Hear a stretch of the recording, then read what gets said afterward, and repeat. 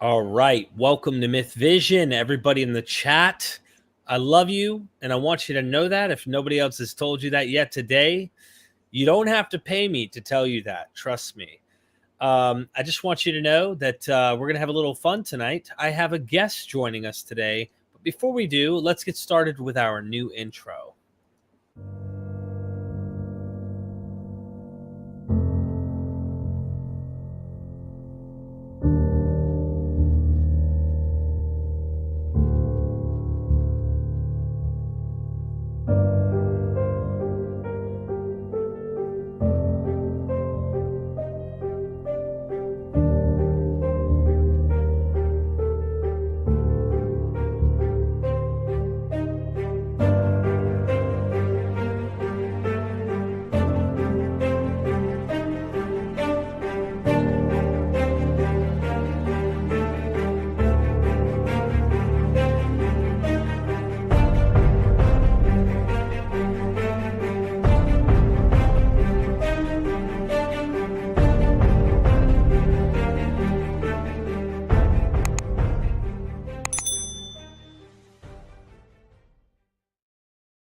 We are MythVision. Welcome back to MythVision Podcast. We're going to have a live session today.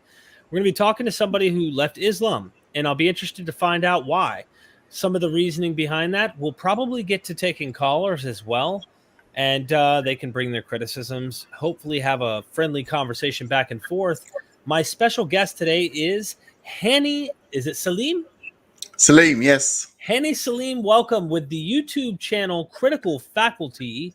For those who don't know, go subscribe. He does a lot on science.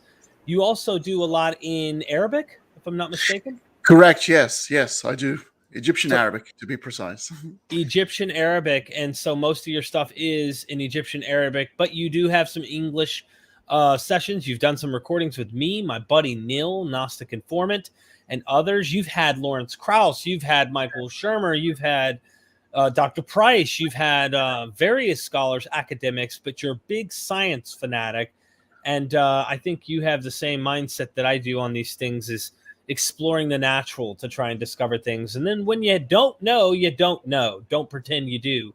Also, everybody consider joining the Patreon. I've been I can't tell you, I was just telling Hani before we started this, how tired I really am, actually exhausted. I've been endlessly editing videos. All of these are on the Patreon for the supporters who help me.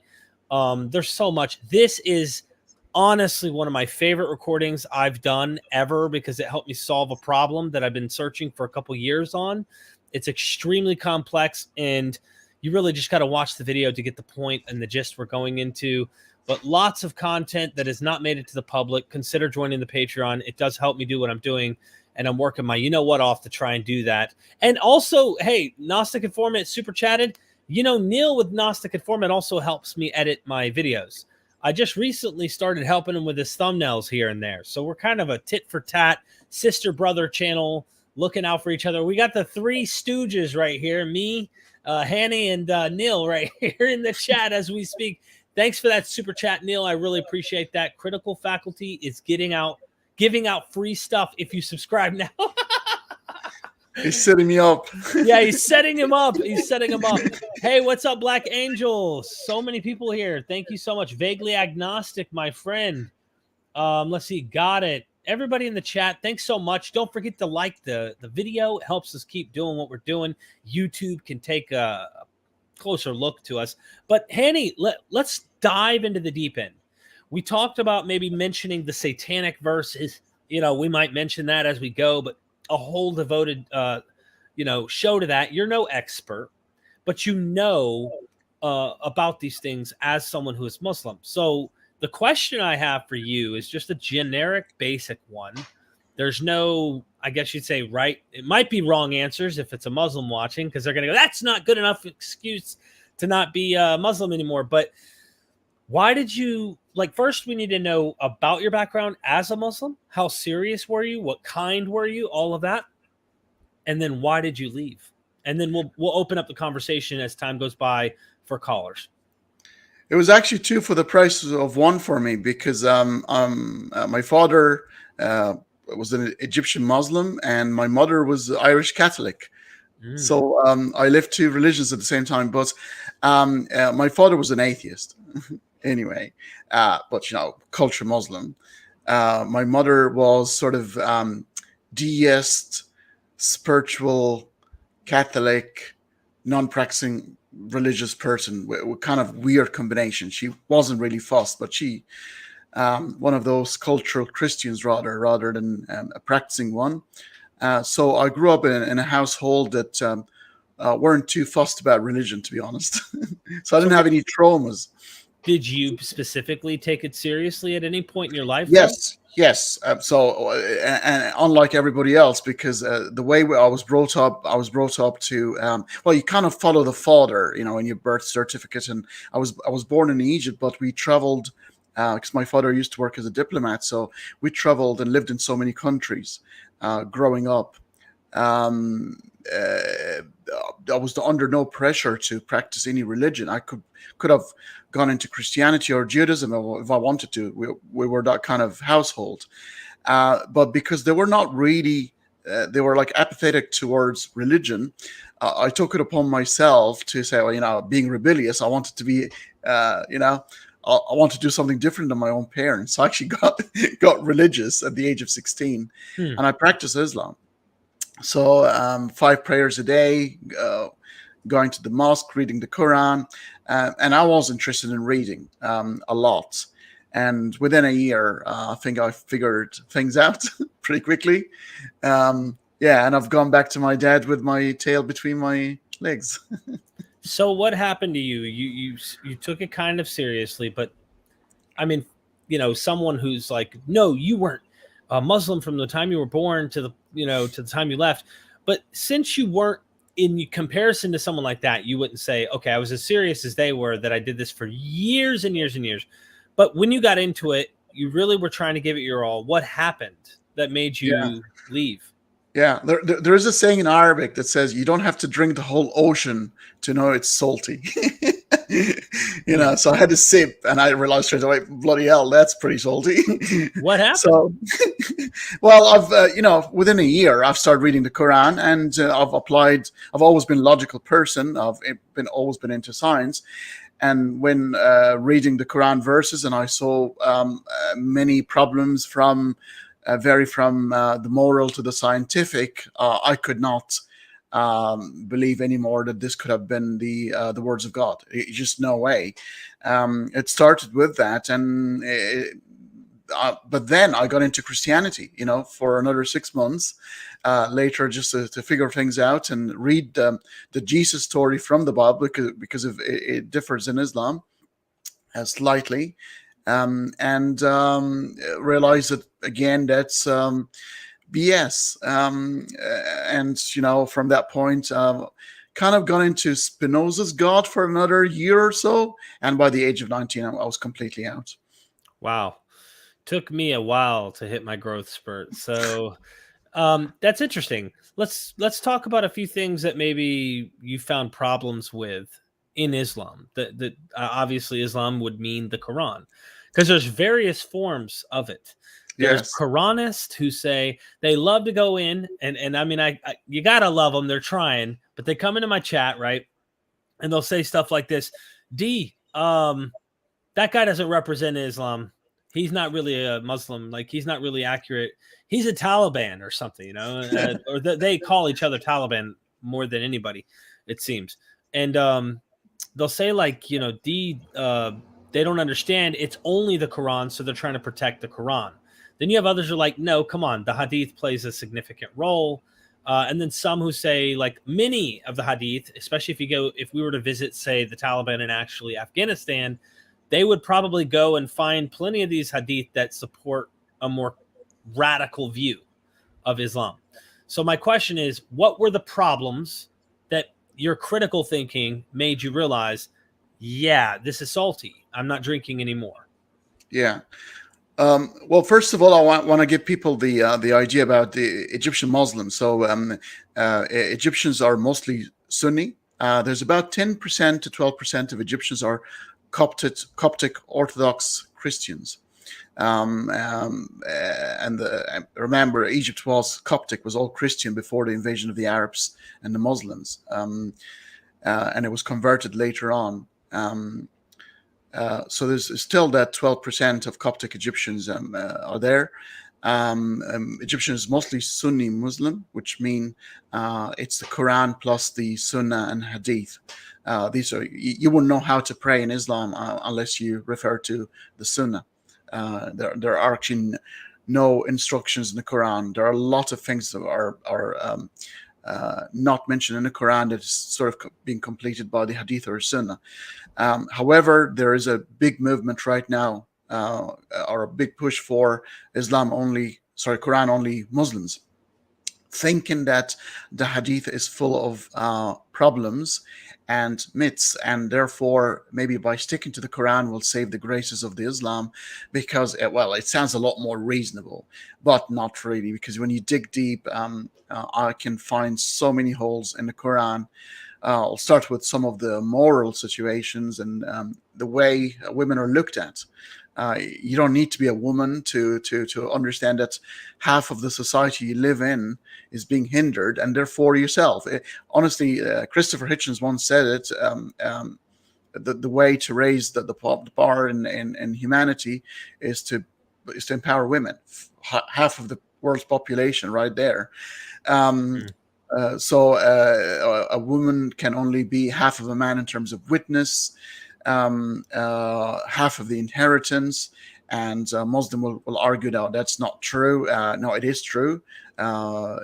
When you equate the same relationship, so sister, brother, uncle, because they will always sort of play the trick and say, well, the sister will get more than a distant uncle, of course, and saying all that because it's not because she's a female, it's because of the ranking in the relation, rather. So, but if you compare apples for apples, male inherit twice that of a woman.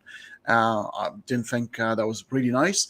And there is a verse that talks about beating of women. If you're a woman, if you fear, not if your woman disobeys you, if you fear that your woman would disobey you, you may first preach to them, then desert them in bed, and the third option is to beat them.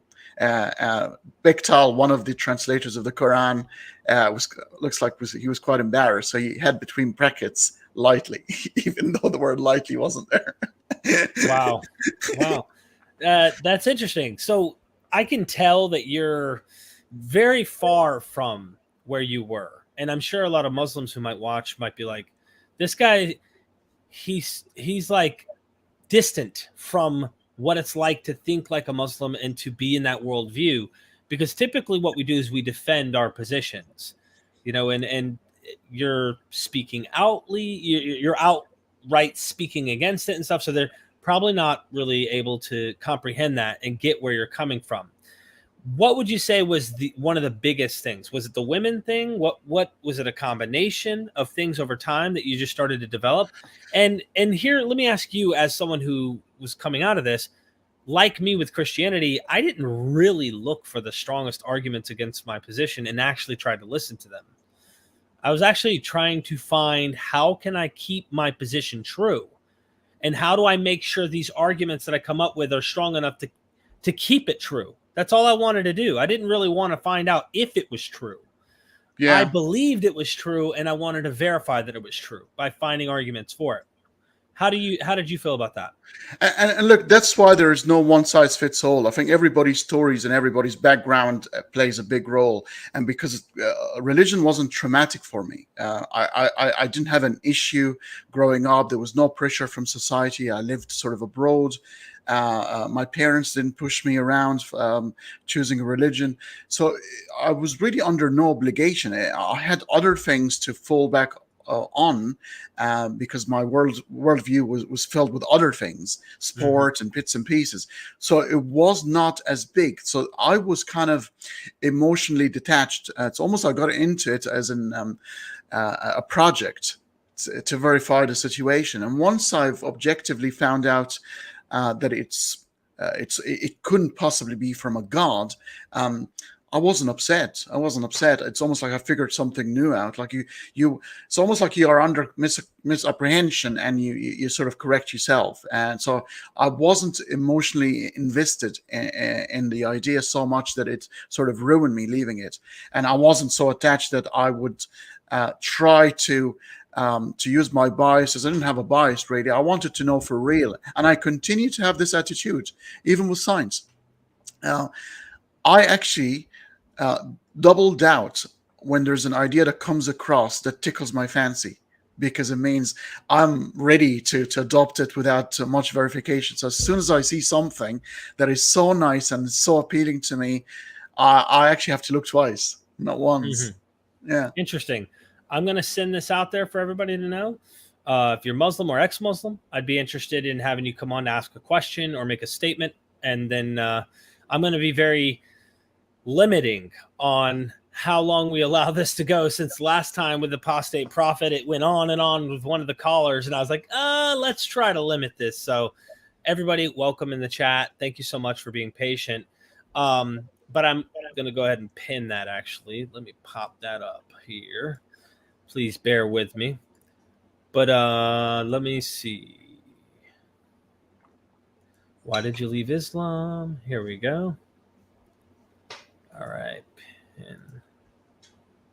All right. I'm opening it up to more than just Muslims today. I really, would be interested in hearing even ex-Muslims who might have a statement or something like that.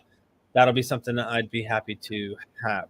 But one at a time, if you want, feel free to join in. So, okay, now that I have it pinned and it's available, if people are interested in joining in, and maybe they are wanting to be critical or they want to challenge you on something or whatever, they can feel free to do so. So what are some of the problems with the Satanic Verses that you found in particular? Because it's obviously something I'd love to get an expert on, but I'm going to be honest with you.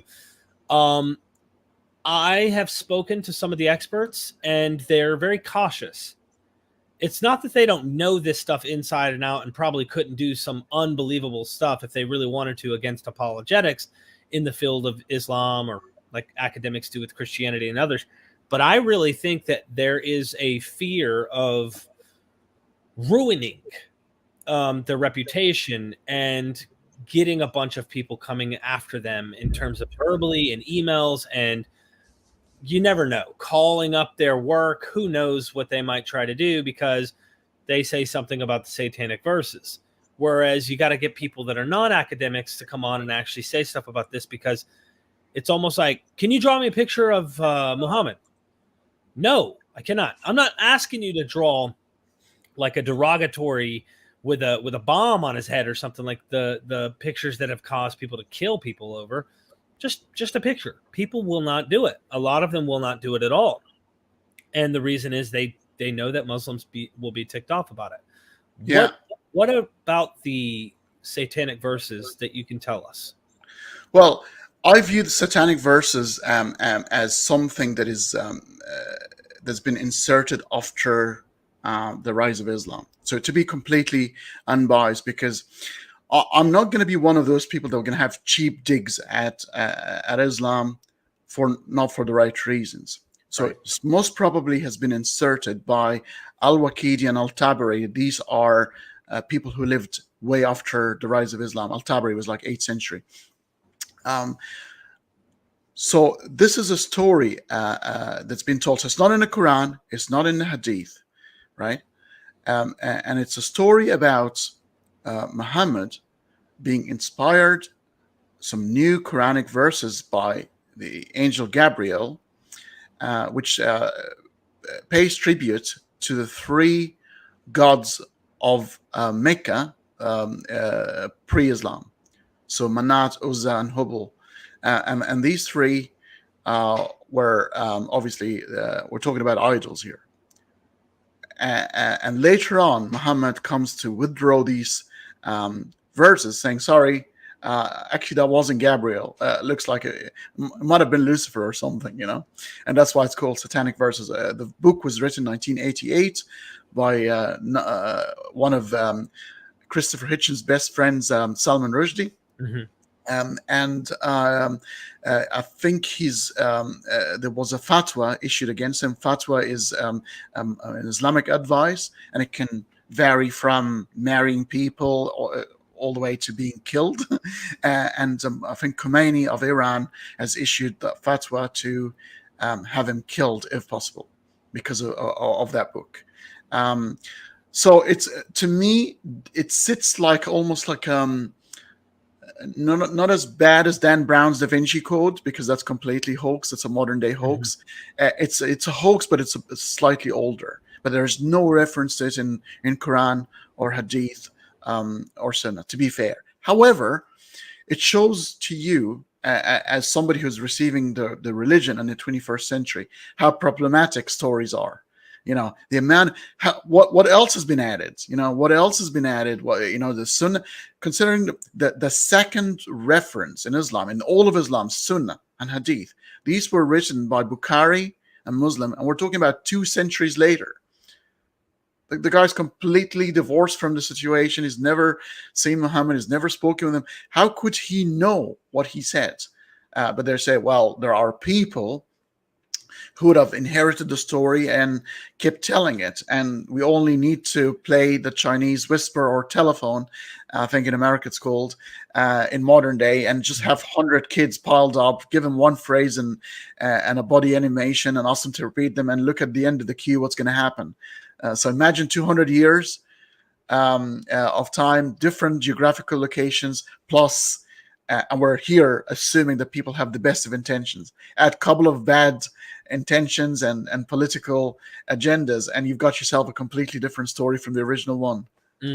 No, that's really well put. I agree with you. Hold on, I've got some... I'm trying to close out. Where's the noise coming from? Okay, here we go. All right, hanging up on that. Sorry. We got a super chat from Constellation Pegasus. Thank you so much, my friend. Do Muslims hate you for leaving? It depends. I still have lots of Muslim friends, and I think people are people. I think religion is just an added layer. Good people are always going to be good people. I think Steven Weinberg said that before. Bad people will always be bad people, but you just need to add religion for good people to do bad things. So, yeah, most Muslim people who know me very well, because my way of criticizing Islam is quite subtle. I don't dwell too much on religion, actually, on my channel, where science might intersect religion. I point out, but I don't go out of my way to make people uncomfortable. Really, it's not my style, not my game, and that's why people really leave religion and keep talking about religion for years. And all what I'm trying to say to them: please move on. There is so much to discover in this world. There's evolution, and there's the cosmology, and there's fantastic stuff to get into. I agree. Thank you so much. And Constellacious, thanks again, my friend. He says, it takes guts to leave religion. I spent thousands of dollars to prove what I was learning about Jehovah's Witnesses was true. It is traumatic. It can be quite traumatic for sure. It's a worldview. That's why religion is so strong. It takes a natural biological bias, trusting your elders, trusting your parents and your society, because you got to do that. Otherwise, you don't get along in life by not trusting your parents, teaching you how to do things. And you open up, you trust your society, you trust your parents, and you, as soon as anything start making you doubt that, you try to protect it with everything you've got. I completely understand that. Thank you for that. Yeah. Quick question from Black Angel. I noticed your question and it made me really want to ask, would he visit Egypt as an open ex-Muslim YouTuber? I've done so. Yeah, I've been doing so. I hold multiple passports. So I'm an Irish citizen as well. I'm Australian and New Zealander. So I do have 4 passports. So they can try, but I'll fight it for sure. But I've been going, not since the last couple of years because of the pandemic, but I'm planning to go and I'm gonna hold my Interesting. my end of the bargain. Okay. Now back, since we're gonna grant the Satanic Verses are later, and we're going to assume the Quran comes earlier, which I do think is the case. Yes. What do you do with those passages? Did you come across the clear common sources that we see, for example, in the sleeping, with the monks sleeping in the cave? You have these men sleeping in the cave. They wake up hundreds of years later. Did you find that and go, this seems to be taken from earlier sources? Did those things come on your radar, or you just Yes. What path did you take? But you see, that was explained quite logically. To me, it wasn't problematic because Quran claims to be from the same source of the God of the Bible. And therefore, if these stories were mentioned before, it would actually make it more consistent that it is making references to stories that have been told before. But sometimes Islam does something very clever. It's trying to retell the story in the right narrative, because within the Muslim faith, it's believed that the Torah and the Gospel, the Bible, have been changed. Right. Right. And Muslims have a very strange understanding of the Torah and the Bible. They actually believe that these two books were revealed intact, exactly like the Quran, to Jesus and Moses through Gabriel as written, literally. They don't understand. Even the Jews and Muslims, Jews and Christians don't believe that. They understand it was sort of the Holy Spirit. I think apart from even the 5 books of Moses, still not inspired by God himself. I think it's only the 10 Commandments is the direct inspiration by God with his fingers, writing through his fingers. But everything else is written by men. Yeah, they might have been divinely inspired, but they are still men writing what they understood to be true. Got a couple super chats, and we have someone down in the chat. I'll bring you on in just a moment here. Jake E. Pake, thank you so much for the super chat, my friend. You are wearing too much blue. It's weird. You look like the sea or the sky on a sunny day. Derek looks like a Baldwin brother. Thank you so much for the super chat. And then Happy Camper says, where do you see Islam going in the next 5 to 10 years? Oh, that's a very short period in history for anything to change. I think the push will continue. I think this internet revolution, we're going to continue to push the boundaries in a lot of things, not just religion. And the world is opened up now, so you'll have people from different cultures, different nationalities discussing all sort of things, and people have access to this information. There will be a lot of information, and there'll be a lot of misinformation. That is the tax to pay for freedom of expression here. But it's going to be our mission to decipher the information and overcome our biases and make sure that what we hold to be true is empirically true. I don't think much will happen in the next 5 to 10 years other than more voices. This is going to be highlighted. People are no longer going to be hiding behind old stories. They will have to come to apologize and advocate. And that's brilliant time, because you're going to have to prove things, and religion is going to be under severe scrutiny. All right, one more here. Constellation Pegasus is back. Thank you so much. One thing about Islam culture is the great stories. One of my favorite all-time books is Ali Baba and the 40 Thieves and 9 Other Tales. Lovely book. Thank you so much, my friend. I appreciate that super chat. Yeah, I must admit I'm reading a book right now. I read a book, Leslie Hazelton, After the Prophet, and it's about the Shiite-Sunni split. And it was unbelievable hearing the story. I said, this should be on Netflix, like for real. Now, I imagine because it's like, someone does a video on Jesus or something and it goes on Netflix, there's a big uproar, especially when people recently made Jesus gay in one of the shows or something like that. It pissed everybody off who's a fundamentalist. But seriously, the show of like what happened after he died, and then the issue between Ali and his I'm having my brain's trying to think. So you're talking the Shia Sunni conflict? Yeah, with Ali and the other 4 caliphs and everything that so happened. Omar, yeah. Yeah, but even his favorite wife, Aisha. Yeah, there's this battle, the camel, the red camel Correct. battle of the first civil war. And I mean, just hearing what happened between them, the book, she did so good. Like, and how much of it really happened, how much of that was historical, and how much of it is just part of the stories. Oh, that is solid. That is solid. I'm going to tell you some weird stories to at some point where you will have to raise the eyebrows of people, because when Muhammad was dying, weird stuff were happening, and actually they are in the hadith, in the Sahih of Muslim and Bukhari, suggest that people around Muhammad when he was dying, they had no interest in Quran or religion or spirituality. It was all about power at that point. Just on the story of Ali Baba and the 40 Thieves, it's obvious this is an Arabic story, but I've actually stopped at it to think about something. I'm not sure if you'll find the same. So this is the open sesame thing. Where it's taken from. So there are 40 thieves that used to steal people's money and hide them in a cave. And that cave was blocked by a secret door, and you have to utter a magic word, open sesame, for it to open. Ali Baba figures out the trick after saying few words, but eventually got it right. But he's depicted as a good man, a lovely man, a beautiful man, but he actually takes the money, and because he's a lovely man, it's okay. He never returned the money to anyone.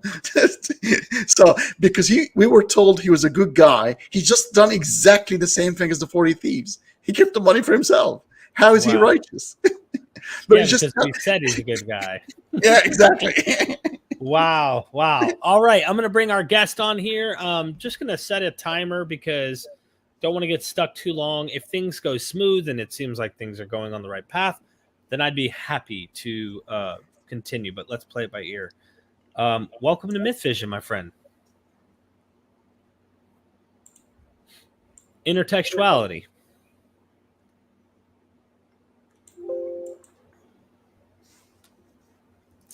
All right. Well, that didn't work out so well. Let's see. Oh, that was a statement. Intertextuality, Arabic Bible in the 7th century. So that was the statement that they were just trying to make. Intertextuality, like wanting us to discuss intertextuality, I believe, an Arabic Bible in the 7th century.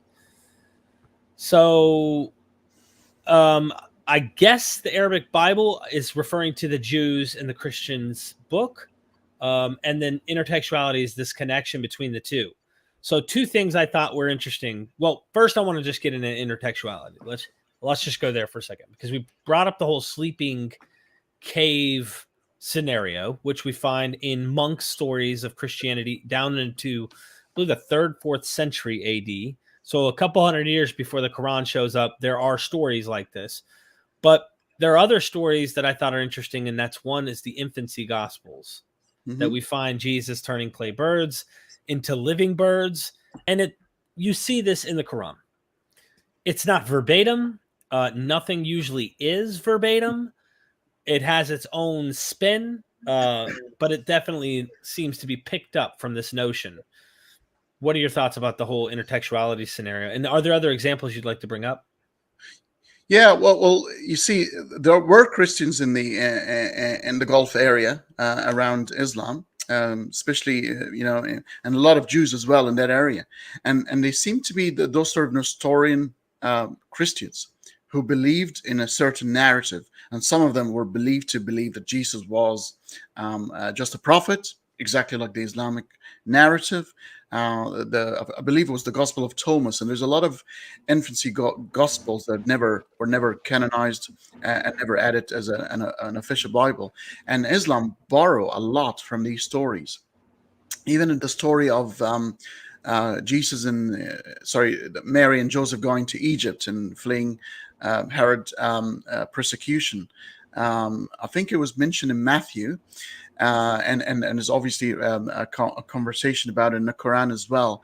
So Quran is choosing to narrate certain stories that were not in the official Bibles, but were in gospels that were circulated especially in the Arabic area, where they have a slightly different theology, or a different theology than that in Jerusalem. Even there's one verse in the Quran where Jesus speaks as a baby, had a full speech. He's like, there's the infancy gospel connection, dual Quran, I believe it is, the Alexander romance with Alexander the Great. And that stuff interests me. I get into that stuff as someone who doesn't believe, and I love finding out how clever and these narratives take their own spins and stuff. And it's like I do the same thing with Christianity, and there are certain fundamentalist Christians, for example, who cannot stand. They're like, you just need to leave it all alone. Stop worrying about it at all. And it's like they want to monopolize what you can and cannot say or talk about, or you can't look into this. You have to believe it full-fledged, literally, or else. What are your thoughts about the whole the Bible and the gospel, as they would call it, were corrupted? What are your thoughts about that when we have no actual text to show what the non-corrupted version is? Exactly. It's a wild claim, and Islam, but it's very clever from Islam, because you're going to notice one trend here. Each of the three of the brother Karamazov, the three Abrahamic religions, each of them believe in the one before, but claims to be the last. So, according to Judaism, that's it. You're just waiting for the Messiah, and that's it. There will be the chosen and few to survive the onslaught of gods. But they're still waiting for their Messiah, who is just a king. Nothing to do with the way we perceive a Messiah to be. He was just somebody from an offspring of David, who's going to bring the kingdom of God, and he's going to be a strong king. That's why they rejected Jesus. Yeah, but for Christianity, they will rule the world from Jerusalem, and the nations will bring their wealth in, and everyone will bend the knee, realizing this God and this nation rules the world.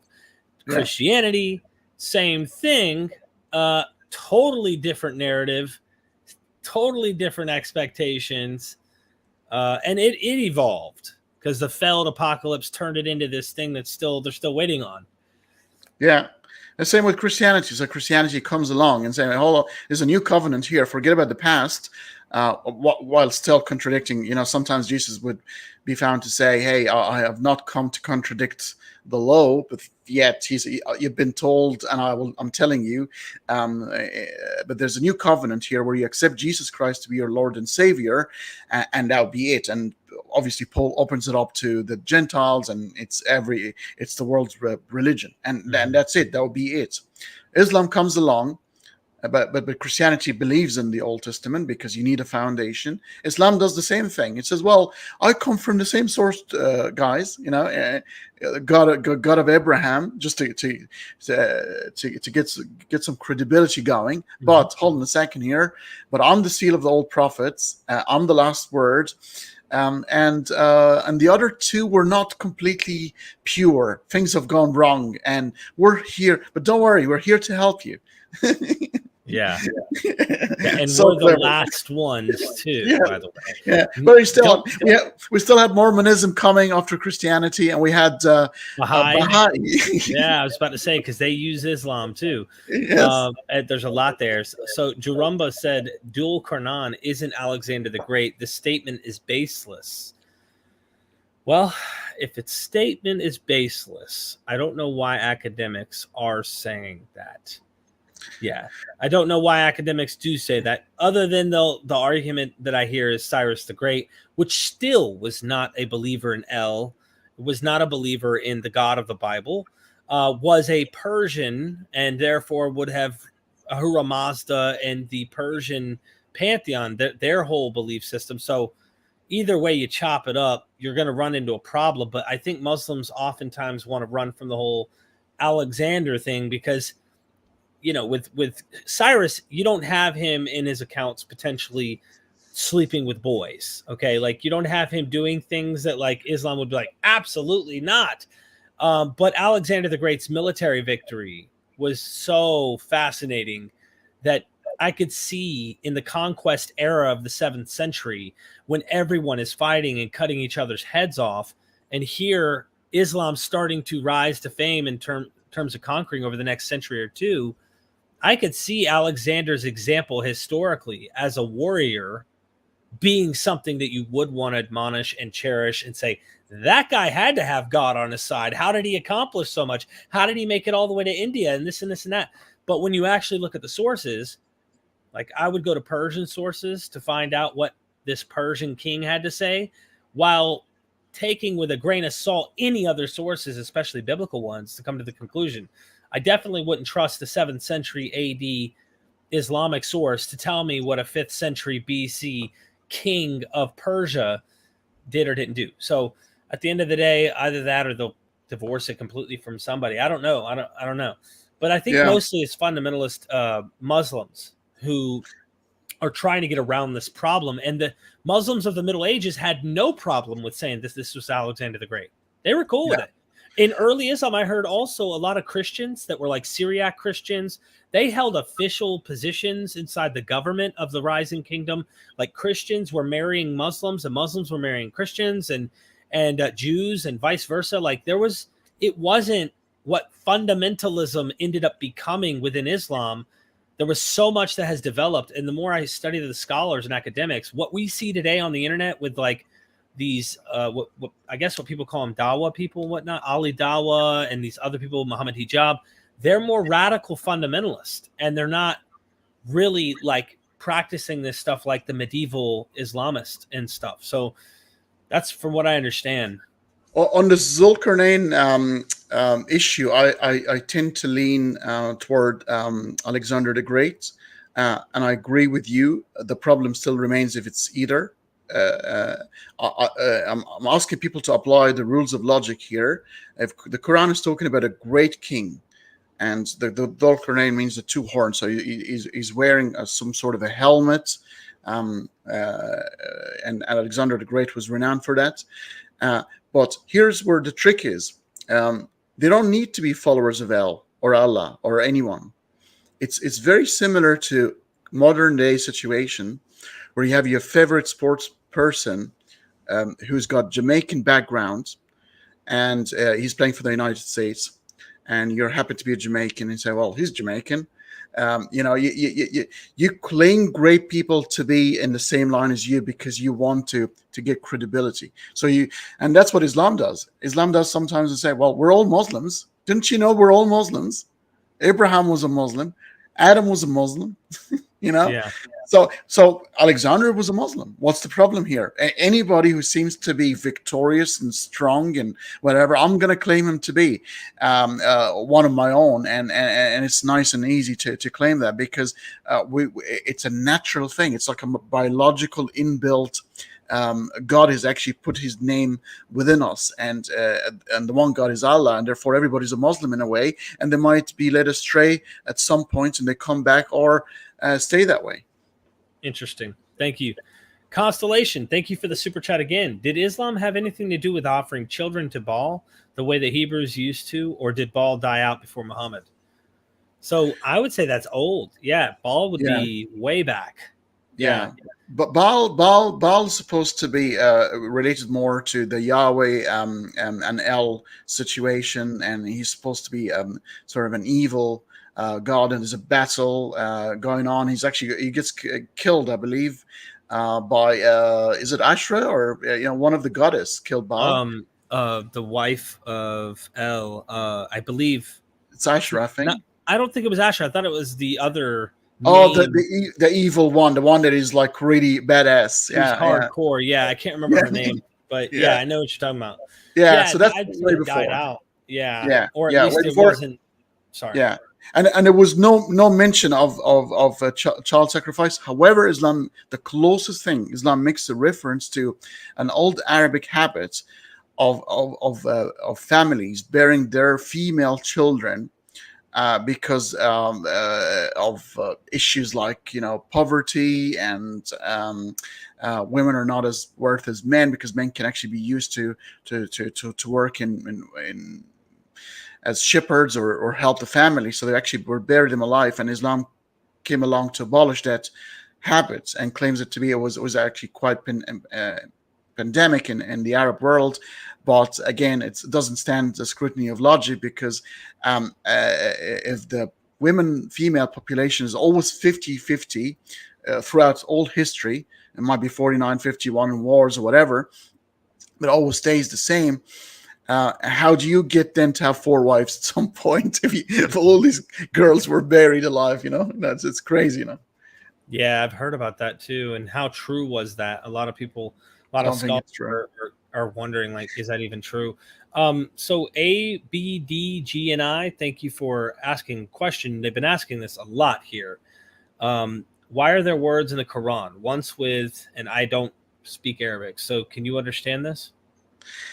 Yeah, well, you see, there's a problem in the Quran. The Quran, when it first came out and gathered, it didn't have any punctuations or dotting. And dotting a letter can change the meaning of the word completely. Mm-hmm. And so it's a huge debate. Right. So you can actually change a complete word by putting the different dots. So it was unpunctuated and it didn't have the dots like the umlauts in the German language. It will change the word. And he's a gentleman that comes a lot to my podcast, and he's so hang up on that that he cannot say anything else. He's so hang up on that. Same thing. On the same thing. And my advice to him is to move on from that, because it's futile. We will never know. But what I can tell you is the oldest of the Quranic texts didn't have punctuation and didn't even have these 2 letters. The 2 letters he's referring to, they were not dotted, and therefore we wouldn't know. That happened. What is the point behind these words? What is the context that he's trying to get at? What's so special about this point he's bringing up?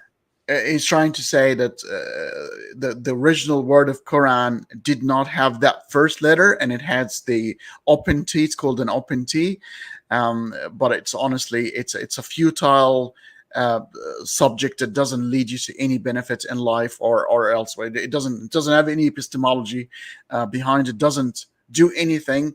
But there are a few people who are hang up on that in the Islamic world, and I never understood it. It's so superfluous. Yeah, I don't know the context. I don't know what the argument is or what they're trying to get at. You know what I mean? He's trying to. He's a Muslim, and he thinks the word of God has been. So he believes the Quran was changed in a way by modern people by changing these letters. So even the Quran doesn't even stand the scrutiny of the alteration of the word by Muslims themselves. Oh, wow. Yes. Interesting. Yeah, there's just, I don't even know. I know what it's like to be trapped in the thinking. I thinking this is right and I got to make it right. And I see that a lot, man. I did not know it was going to be that. It is really a lot as I've started delving into Islam. Like, there's a lot of people who are just, it's presuppositionalism is what it is. This is true. And I know it's true. And Derek, I'm going to keep on until you see that it's true. But it drives me insane, Derek. The people hang up on that. And James Webb Telescope is taking pictures of like clear as the daylight of things. And there are people who are still hang up on these things. And we're discovering it's but it is what it is. Yeah. I mean, when you're, that's, I mean, it's an interesting analogy that you're painting. It's just, it's a much bigger thing that we're doing now than what we were once doing in the deserts and in the Middle East and all over the world. We're moving forward and hoping that more people will start to do that with us. But there's a lot of people who come in and they want to challenge and things like that. They want me to debate. They're like, hey, I want you to debate. I'm not an expert, number one, in Islam. Number two, I'm not a debater. I'm just not. I'll host things. I'll have conversations with people, things like that. But yeah, I definitely wanted to know what science has led you in, like what kind of issues scientifically, because you are the science guy when it comes to these things. You have Lawrence Krauss on almost every other day. Not really, but let me get the super chat, and then I want to find out some scientific errors, issues that you saw and you couldn't fit them in. Paul Cherry, thank you for that super chat. Hey, the Syro-Aramaic reading of the Quran, a contribution to the decoding of the language of the Quran hardcover. March 15th, 2007 by Christopher Luxemburg. Author is very good. Thank you for the super chat. Syro-Aramaic. So is this is that suggestion that there's a Aramaic undertone to the Quran, I think, or yeah, the word Quran itself is actually not Arabic. So the one of the claims of the Quran, I've actually read. I'm very familiar with the Christopher Luxemburg analogy, and there's a little bit of a conspiracy stuff going on there because Mecca is never been Mecca. Islam was never revealed in the area of Saudi Arabia, modern day Saudi Arabia, but Petra, Jordan. And there are a lot of things that were manufactured later on. So it's almost a mythicist position of the Quran and Muhammad, but not exactly. Mm-hmm. There's a lot of changes. There's a lot of conspiracy going on there. So I don't. He would be the Robert Price of the Muslim world, sort of thing. Okay. Yeah, but most of academics will say no, that's not true. Right. But the word Quran is not an Arabic word. It's taken from a Syrian word called Qur'ana, and it's true. The Quran claims to be in pure Arabic, but there are a lot of words that are not of Arabic origin. There are some Hebrew words. There's some Persian words. There's some Syrian words, Aramaic words. So it's not purely in Arabic, even though it makes that blatant claim. It actually says in one of the verses that this is the pure Arabic. I've heard that the tribe that Muhammad was from. This is from Quraysh. One of the Quraysh tribe. That one of the academics who's a linguistic expert said that the Quran was written in this type of dialect, which meant you could tell originally this came from a Quraysh type tribe. And then, of course, it becomes the universal. But really, if you don't read it with that dialect, you won't really get some of the points in it. He said there's a lot more behind the language as to why one needs to consider it. But Paul, thank you so much for the super chat. Appreciate the love. And Derek, that's one of the reasons I lost all faith in the Abrahamic God, because of that. The insistence in revealing his words in language, and not just the language, in a language, in a certain dialect, in one tribe, in one area in the world, while giving Lucifer, his adversary, the better way of communicating with humans through any and every and.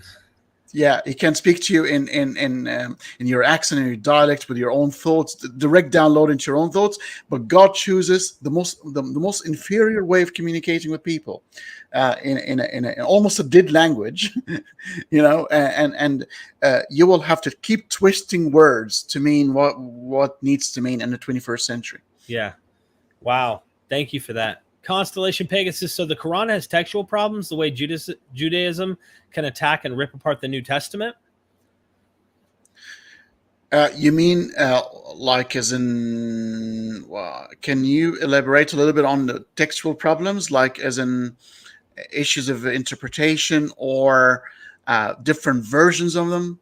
If you can maybe elaborate a little bit. I'll keep an eye out on Constellation. We do have someone down in the chat. Let me get this next super chat and then we'll bring them on. Crawford Fulton King, thank you so much for the super chat. Do some sects of Islam, like the Jehovah's Witnesses, refuse surgery to save life? Are there versions of Islam that are against like medical treatments and things, or no, not that I'm aware of. Like alcohol, but not like pro-medical treatment, right? Yeah, not that I'm aware of, but there are the sort of the layman sort of attitude towards, a prayer to God is better than going to a doctor, sort of thing, and that's probably because they cannot afford a doctor, so that's how they sort of they're lamenting the situation and resort to faith, because unfortunately they don't deserve, they cannot afford a doctor's bill. But we don't have a significant sect that will believe in that. Thank you for that. Constellation was saying, and thanks for the super chat, man. Problems with contradictions. A contradiction. Oh, it's filled with it. Of course. The Quran is written in two different forms, one before the migration and one after the migration. One is very placid and very cute and nice. And this is when Muslims for the first 10 years were down to tens of people. We're talking, I think, 70 or 80 people before they had an army. And then you get and this is where you get the concept of abrogation, where God says that he can actually change one law for another. And then you end up with the more aggressive tone of the Quran after the migration and after Muhammad has his own army now, and he can actually start dictating the rules of engagement. Yeah, so it does contradict itself in a way. I don't understand. I mean, this is a position where they say, well, you mortals, everything is relative to you. You keep changing your science, you keep changing your morals. While God is fixed. God is bloody fixed, because morals are morals, and killing a child and boiling it in its mother's milk, borrowing a biblical term here, is horrible all the time. Yet their own God keeps changing his mind throughout the Old Testament, the New Testament, and the Quran. But only he can do that. And when he does that, it's not relativistic. It's just God, because God can do anything, and it's all right. All right. I was going to bring Z on, but Z just left. All right. Let's move on to the next one. Crawford Fulton King, thank you so much for that super chat. Again, I'm in the UK. I can easily put my misassumption to Islamophobia here. Okay. I'm trying to understand exactly. Same here. Help me out here, Crawford. Trying to interpret you. Z's back. Z, just hold on. I'm going to bring you on in just a second, and let me just see what Crawford's trying to say. I can easily put my misassumption to Islamophobia here. I'm in the UK. I don't know if he's saying that this is Islamophobia or what. No, he's saying I can't put my misassumption. So he's saying his misassumption might be misinterpreted as regarding the refusal of surgery. That's what he meant. Okay. I was just wondering, because I'm sure that some people will think you're being critical. I still don't understand what's Islamophobia to do with anything with that concept. Islamophobia is a made up word, and it gives Sam Harris itchy skin. He hates it because he thinks, and Christopher Hitchens used to hate it too, because a phobia is an illogical fear, and unfortunately, some Muslims or some Islamic tendencies can cast terror in people's hearts, especially if you board a plane and you see a bearded man reciting the Quran in front of you, and you will start to get worried. And I'm not being phobic here, but people will actually will start to go, what the hell's going on? So because of its track history, unfortunately. Wow. All right. Well, thank you so much for that, my friend. Let me bring on Z here. Z, how are you? Welcome to MythVision.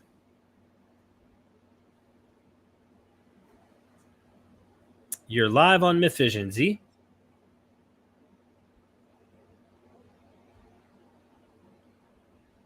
All right. No response. Well, we'll keep going then. Yes. Yeah. We'll keep going. Scientific issues. This is what we were going to bring up, and I wanted to get your personal thought. What would you say are some of the big scientific problems, being you're a science guy? One that stands out, there are verses in the Quran where it talks about the sun has a resting place, and it's a muddy sort of lake, which is a funny one. And it sort of connects that with the sunrise and sunset. Very similar to the Joshua situation, where God wants to prolong the day and holds on to the sun, so the sun wouldn't set. So the day would be longer for Joshua to win the battle. And it's very similar in the Quran, but it goes one step further by claiming that the sun actually sits in one place at the very end. It's like the terminus, the final in a bus station sort of situation. But you know, if the God of the Bible, be it Allah or Yahweh, would understand a bit of cosmology, would understand it's nothing to do, the day and light has nothing to do with the movement of the sun, but the rotation of Earth around its own axis. And it would have been a cool thing to know if God said that this is the case. It would actually tell me, oh, how would he know that sort of thing? It will actually make me sort of wonder. So that one stood out for me. And it's the funny thing, both the Old Testament and the Quran borrow from older knowledge of the dome. The glass dome, you probably heard it from so many scholars you bring to your podcast, of the flat earth, dome, the windows, the rain falling from the windows. And this is where you end up with the next verse that's talking about the sky is erected with pillars, invisible pillars, as if it's a thing, as if the heaven is a thing that needs to be erected and using pillars, which is obviously a very ancient knowledge.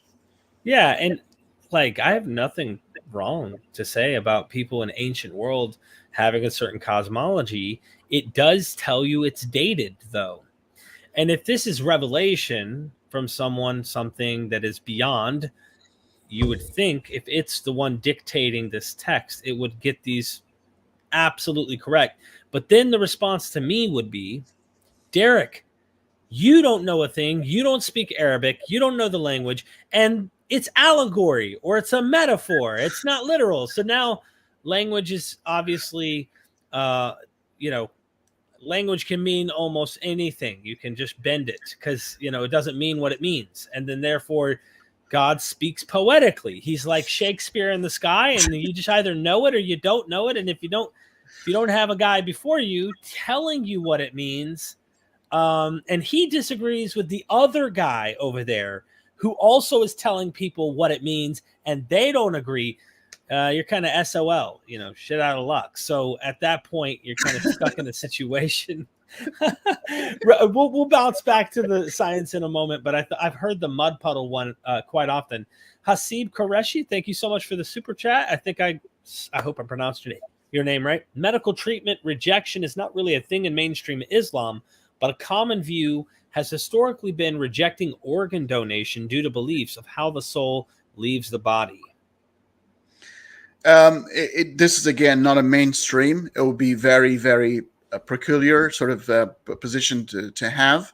There is no basis of that in the Quran or Hadith, to be honest. So people who would do that will go out of their way to read something it's not there. Most of the Muslim world will fight for their lives, believe me, when there is a organ failure, because actually you would think so, yeah, because actually you can still, because if the soul is nothing to do with the body, right, and it's an immaterial thing, I fail to see why your kidney would have to play anything to do with the way you approach morality. Maybe the brain one day. They say if the brain transplant, there is no such thing, because we're talking about body transplant rather than brain transplant, because your brain is still intact and you've got a damaged body. So this is what you're trying to hold dear, consciousness in the brain. Mm. Yeah, thank you so much for that, my friend. And then Crawford, thank you again. He said, I'm not accusing CF. I meant that here in the UK, Islamophobia is unfortunately rampant. Well, okay. So we're talking about people acting out in a horrible way because there's a covered woman passing by and they start hurling insults. That is not cool. And it's not cool. Wow. You don't do that sort of thing. So we're as humans are against that sort of thing. Again, I'm a secular guy, which means I don't necessarily want to destroy religion. Maybe eventually, but through the right means of people being convinced it's not real and therefore abandoning it willingly at some point. But we don't need to rush it. Nietzsche and Karl Marx we're so afraid that religion will completely be gone. And Jordan Peterson spoke about the same thing, and a lot of people still in need for that, and maybe the world would be worse off because maybe they're not ready in terms of they're not well educated in science and other bits and pieces to fall upon when they leave their worldview. So, but if we can live in a world where religious people are reasonable, you can live in a country like Australia, like where I live. There's a mosque, there's a synagogue, there's a church, there's a strip bar, and you can go to either. And as long as you're abiding by the law, not a problem. We know where you go. No, I'm just kidding.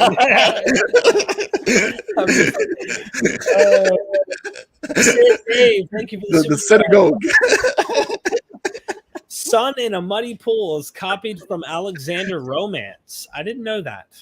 Did not know that came from there. That's interesting, though. Yeah, there's actually a reference. Yeah. Oh, and Sid came back again. He said, Islam is a political system which has to be enforced by the state. Muhammad was a gangster who came up with this, and Quran is like a constitution. Gangster's a strong word. He was a gangster. No, but yeah, no, you had to have a military leader type. And, someone actually, I've caught a lot of flack. I did that interview with Bart Ehrman where I literally said that he was a warlord, right? I also think, if you want to be technical, Hercules from that period, that was the king or the ruler in the empire, of course, the Roman Catholic Empire. He also was a warlord. They're fighting against Persia. Like, there was this constant war going on and battling back and forth. So when they take it that way, they're like, what? I'm like, no, people are cutting people's heads off. And they did this all the time. They were all bloodthirsty, in my opinion. Yes, I think it was appropriate to the world. But then you would argue then, if he's trying to transfer a spiritual message, why would you need to resort to this sort of attitude? Like, so that when you get the Jesus and the Buddha type of attitude, you go, okay, well, I can see why these people, they might be still delusional, but I can understand why they are saying their message is not from this world or from this king. The kingdom of God is not from this world, or something of that sort. But to act exactly according to what the world dictates at that point, I can understand it completely in the context of human endeavor. But don't tell me then I came after I've spoken to God, because you're acting exactly the same way anybody would be acting in that kind of era. It's an interesting point, right? Like, follow suit. And I've asked some of the academics, how much influence have the Roman emperor like Hercules and the Persian Empire played on the role of Islam early on and its empire's growth? Because here you have what he's saying is Islam is a political system. Well, you're obviously going to want laws and have a political entity if you're going to try and rival the competing versions that are out there. So, yeah. But he's right. Islam is it wants a theocracy. The Sharia, the best Muslim nation is the one that is ruled by the laws of God, and there are strict rules, several rules to cover everything. So yes, in Islam, Judaism is the same way. Yes. So yeah. Oh, they're so similar. Islam and Judaism are so similar. Mm-hmm. And you're right. The whole Jesus coming along and doing something radically different. We have our excuses as to what we think happened. Cognitive dissonance, something may have happened here. But yeah, the fact that he's not picking up a sword and just battling, one can argue that that's radically different than what you would expect a Jewish Messiah to do. I've got sort of a view on this one here. If you notice the similarity between Judaism and Islam because of their backgrounds, they're both nomadic, uncivilized nations. They're sort of moving around, looking for a source of food and water all the time. They're not settled. While Christianity comes from a rather settled civilization within, the Roman and it's got some Greek and Roman notes. The tragedy of the Greeks. and the storytelling of the Roman kings and gods. And therefore, the tone of the Bible, I mean, it's written in Greek after all, so that's why I think it differs. It comes from a different type of source that is so different than those nomadic, tribalistic people. Interesting. Constellation Pegasus says, I'm a physics guy also. Why would a god make a defective sun and universe? Eventually both will kill mankind. Oh, but this one I can argue out of quite easily. Well, gods have created the world with an intention for it to end, so we can reestablish a new world order. So it will be replaced by a different earth, by a different sun, and that's the day of judgment. So you can easily opt out of that by saying, well, it was never meant to be eternal anyway. So it actually will play along with the narrative. But we, in understanding from physical term, yes, our sun has got, like, I think it's 5 billion years to go. It's going to go into, it's not going to even have a supernova explosion because it's small. Our sun's quite humble. It's going to be a red giant and then a white dwarf, and it's going to go in a whimper, not in a blast. Wow. Thank you so much, my friend. Paul Cherry said, and thank you for that big super chat, my friend. I appreciate it. There is a movement in the UK, like in academia and the media, where if you criticize Islam, you are being prejudiced, racist, and this can get you canceled. I met Allah a couple of times. His skills on the mic aren't all that. So you think he's talking about like rap or something. Yeah, I noticed that a lot of people are very careful and cautious, and some people are literally like, screw it, I don't care. There's David Wood, people like that are like outspoken, extremely, very outspoken against Islam. And while I hear some of the things they say, and I go, you know what, I do agree with that statement, right? If that's what they believe, that's ridiculous. Some of the things that David will say, I just feel like coming from a stance where you're not actually doing that to your own religion is a bit like, okay, you got some blind spots. You really do have some blind spots. But if we were to compare Christianity and Islam, right, in terms of which one's more dangerous and things like that, Christianity, most of all, has had its fangs dulled, okay?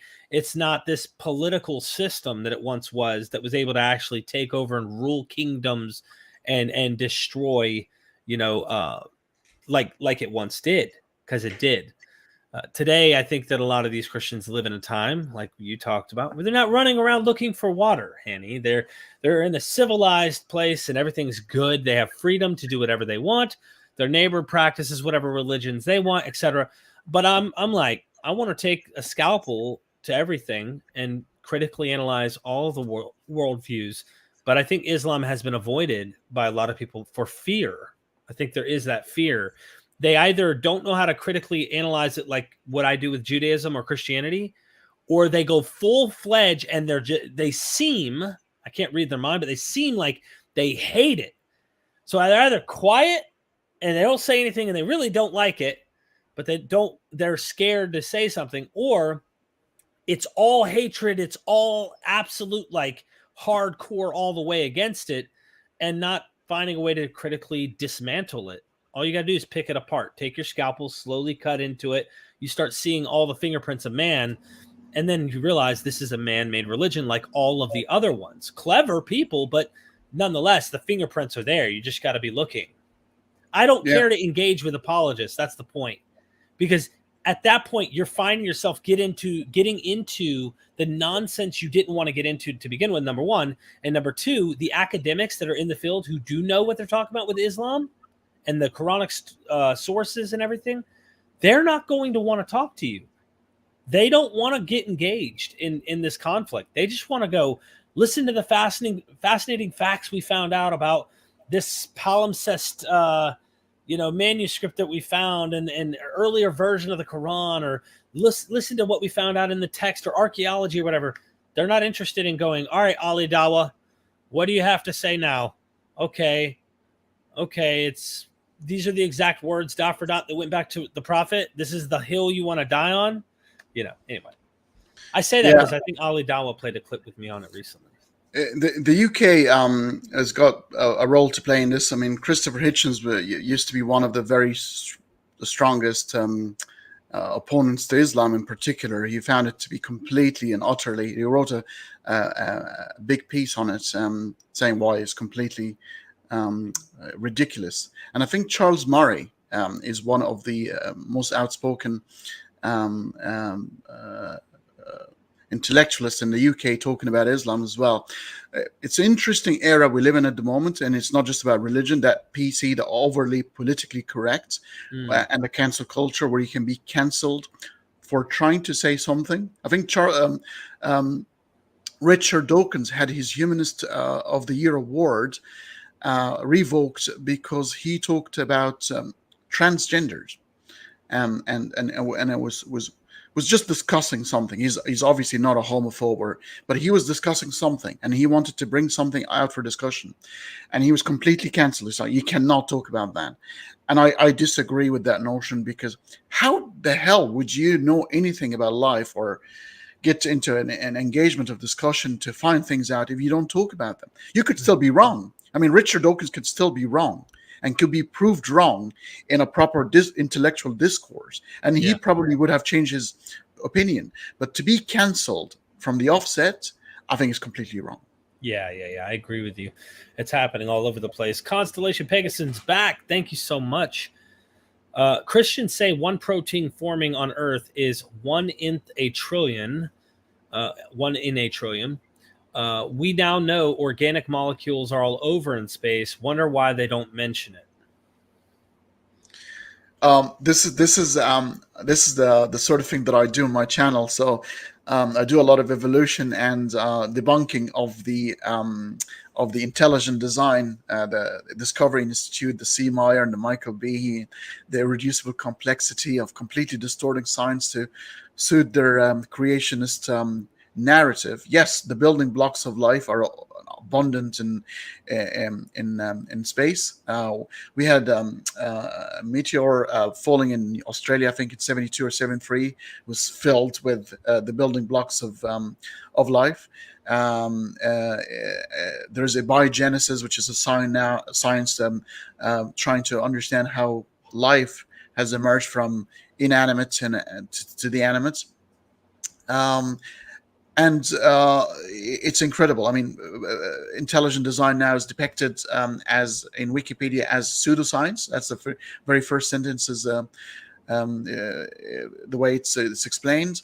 I think the ID movement have lost already few cases in the United States trying to teach intelligent design along with evolution. I think the last one was Dover.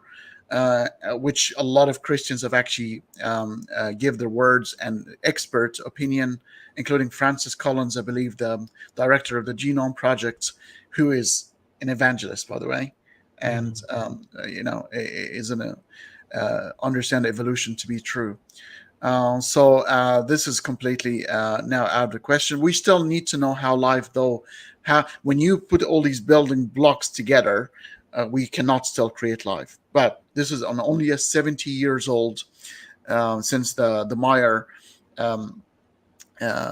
test. So it's quite new. It's quite new, and we're going to learn a lot more. Yeah, I'm interested in doing that. Each person's a little different, so we'll get through these super chats here. We do have people down in the chat I will bring on as soon as we catch up on these super chats, so please bear with me. David the Goliath, thank you, my friend. I appreciate the super chat. Judaism is simply mythology like Greek mythology. Moses, Abraham, Noah, Solomon, and Jewish prophets never existed and are no different from Hercules. See, I don't go that far. I definitely think there were some prophets that existed. John J. Collins goes into these. There are a lot of figures like Moses, I would say, is most likely a mythological character. Abraham, of course. Noah, absolutely. Solomon gets into a grayer area. So this is where I did an interview with Joel Baden, where you start further back, and we all can agree, even Christians, some Christians will admit, yeah, the Adam and Eve is mythology, and these are mythological stories. But what they said is mostly what you have is mythology that starts to gradually find its way into history. And There's nothing wrong with saying some of these prophets actually existed. At the end of the day, there were prophets by the dozen in each kingdom, and they were hired by kings to kind of be yes men often. Hey, are we going to win this war? Oh, yes, king. I beseeched the god Ahura Mazda, and he said yes, that we go into this battle, we're going to win. They were hired by kings to do this. This is just the superstition of the ancient world. But nonetheless, John J. Collins goes into what is a prophet, and he does this in a series, a 20-part series or something online, worth checking out. So I think we go too far when we start going, well, I found people that didn't exist, and they found themselves into the Bible. Therefore, everything is a fiction, like a comic book. Everything becomes non-historical. And I think that tendency, yesterday I was interviewed about this, potentially is like almost a fundamentalism on the other side. We love to jab at the literalist fundamentalist and point out how ridiculous it is that they think everything's literally true. And they themselves have some ground to stand on if they were saying, you think everything is literally fiction or not true. And we got to find a balance. We got to find a way to realize what do the scholars say? What are academics saying? And are we granting that? Are we being overly critical and not considering the reality that some of this stuff may be historical? That's my thoughts. Thank you so much, my friend. I appreciate the support. Ronnie S. Muslims are the biggest supporters of secularism and always support the leftist party of the host country when in minority, but want Sharia when in majority. What do you think of that? Oh, I completely agree. So this tells you, so basically, in a majority country like Saudi Arabia or Egypt, where they are majority, they want Sharia because they want to have their laws imposed. But let's say Muslims in Netherlands and Holland or Germany, they know they're a minority, and the only way to protect their rights to practice and do their things, they suddenly secular, because secularism is the only one that sort of defends their right to practice their own religion. They would not want to have a different type of theocracy that is a purely Christian country, and then there are Muslims where they're completely mulled over. So suddenly they are secular. But as soon as they're majority, they say, we're now winning, and they will reject secularism then at that point, and they will say, no, it's Sharia, it's our way or the highway. I don't know enough about it to act like I do. And then thanks for that final super chat. And just to address this little question by ABDG and I, question for Mr. MythVision Podcast. You don't speak Arabic. I do not. So how do you hate a book you don't know its content? So let me just address so you understand. I don't hate the book. I don't hate the Bible. I don't hate Christianity. I don't hate Judaism. I don't hate... I think it's man-made. That doesn't make you hate it. If I told you that, something is man-made, do you all of a sudden hate it? No, I hate the ugly things that are produced from people who believe in these things. That I hate. I hate the way women are treated in many places of the world. I love the way people find goodness in these things. I love that they can find those things. I think you can find them outside of these things. I don't just think, I know that these things are learned and is an aspect of us as just humans. But either way, I can find value and good things from people's lives, that they may be religious people, whatever. But as far as the things I hate, it isn't the books at all. I want to better understand the books. It's more the behaviors that develop from fanatical thinking of these texts. I mean, look, there's like British Israelitism and versions of Caucasian, white supremacy type groups that are claiming to be the lost Israelites. And they're using the Bible and the New Testament even, and saying Paul's preaching to Gentiles who are literally lost Israelites, for example. Well, does that make me hate the New Testament because I'm criticizing these people who are using this text to validate their supremacy and saying their race is superior? No, you wouldn't say I hate the New Testament for that. Even if I poke holes in it, show how human it is and how these are just people in a certain place that were superstitious, that believe these things. No, what I hate is the ideology of someone who thinks their race is better than everyone else, or they are better because they believe in something than everyone else. Those are ideas that I don't like. So trying to better explain myself, I hope I made myself clear. No, I want to read the Quran. I want to understand it. I don't plan on learning Arabic. I don't think I need to. I don't plan on going to that level of extreme understanding. There are academics who do understand this stuff, and I'll rely on them. I don't have the time.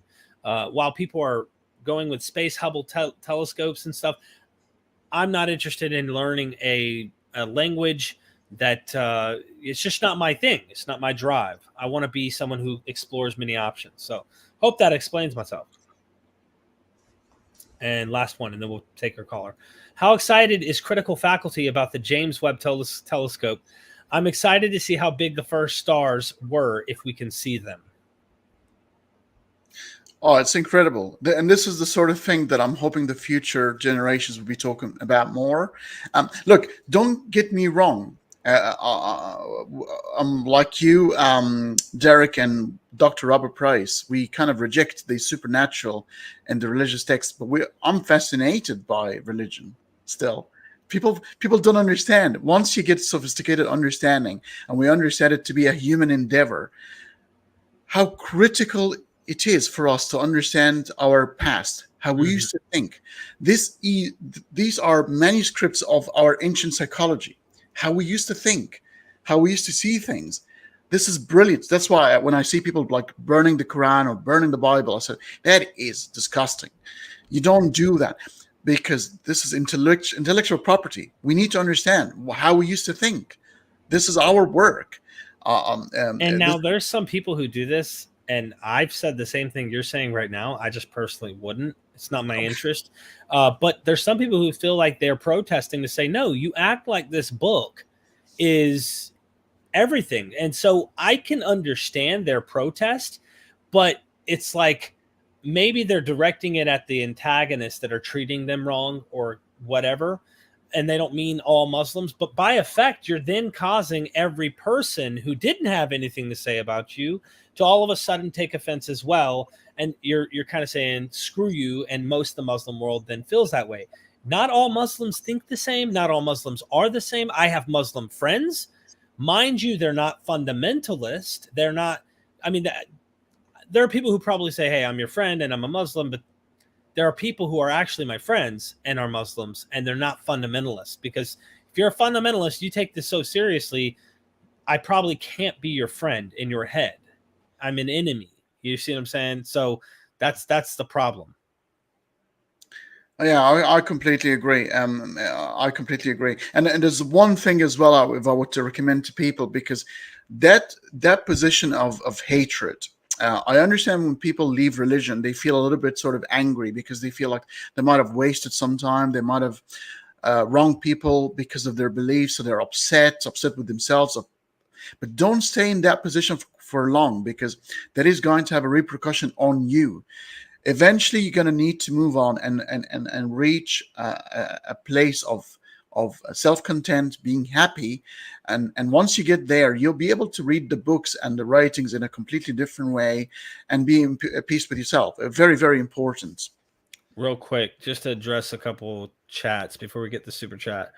Someone said, laugh out loud intellectual. It orders my killing as an ex-Muslim and LGBT person, and you call it intellectual.